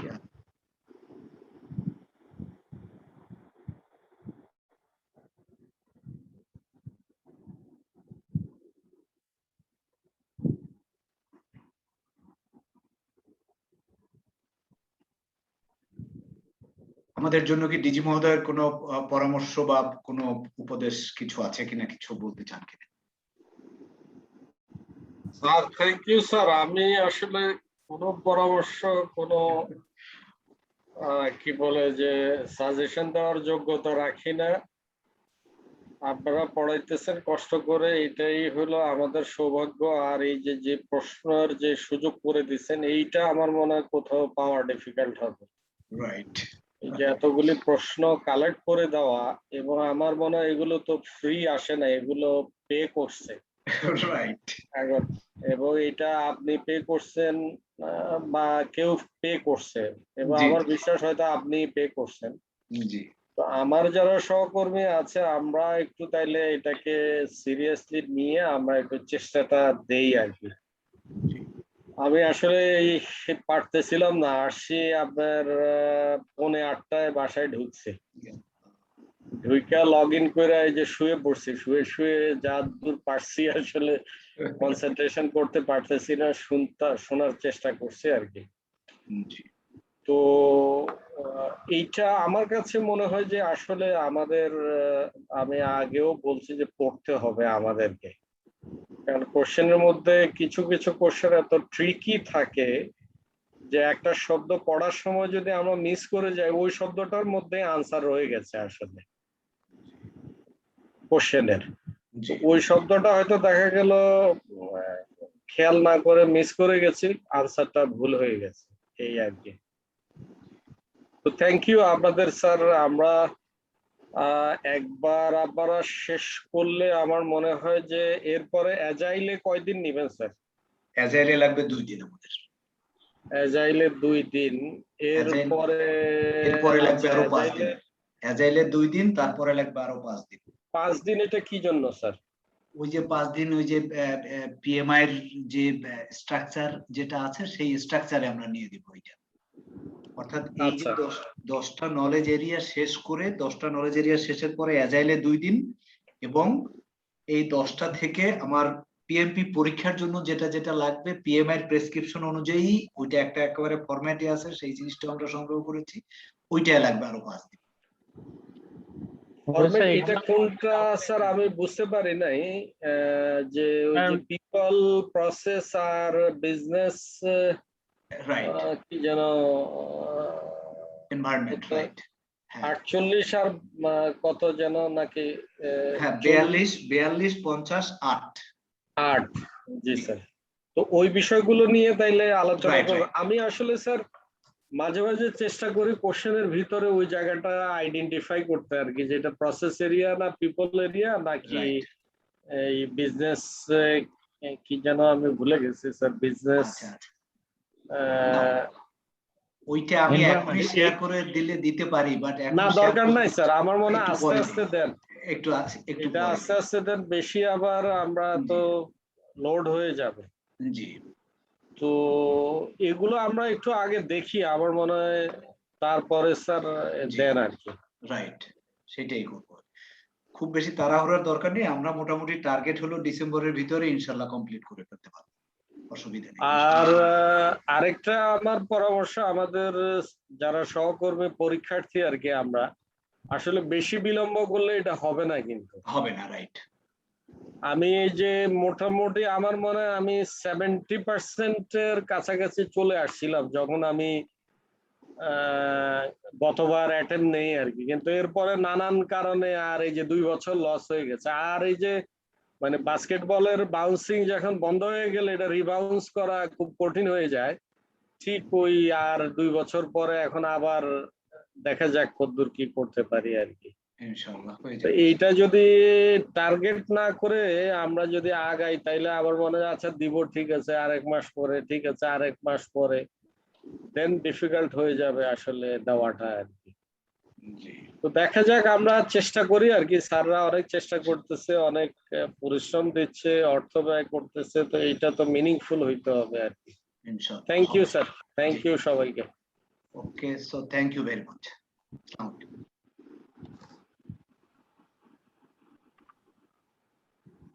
সালাম স্যার।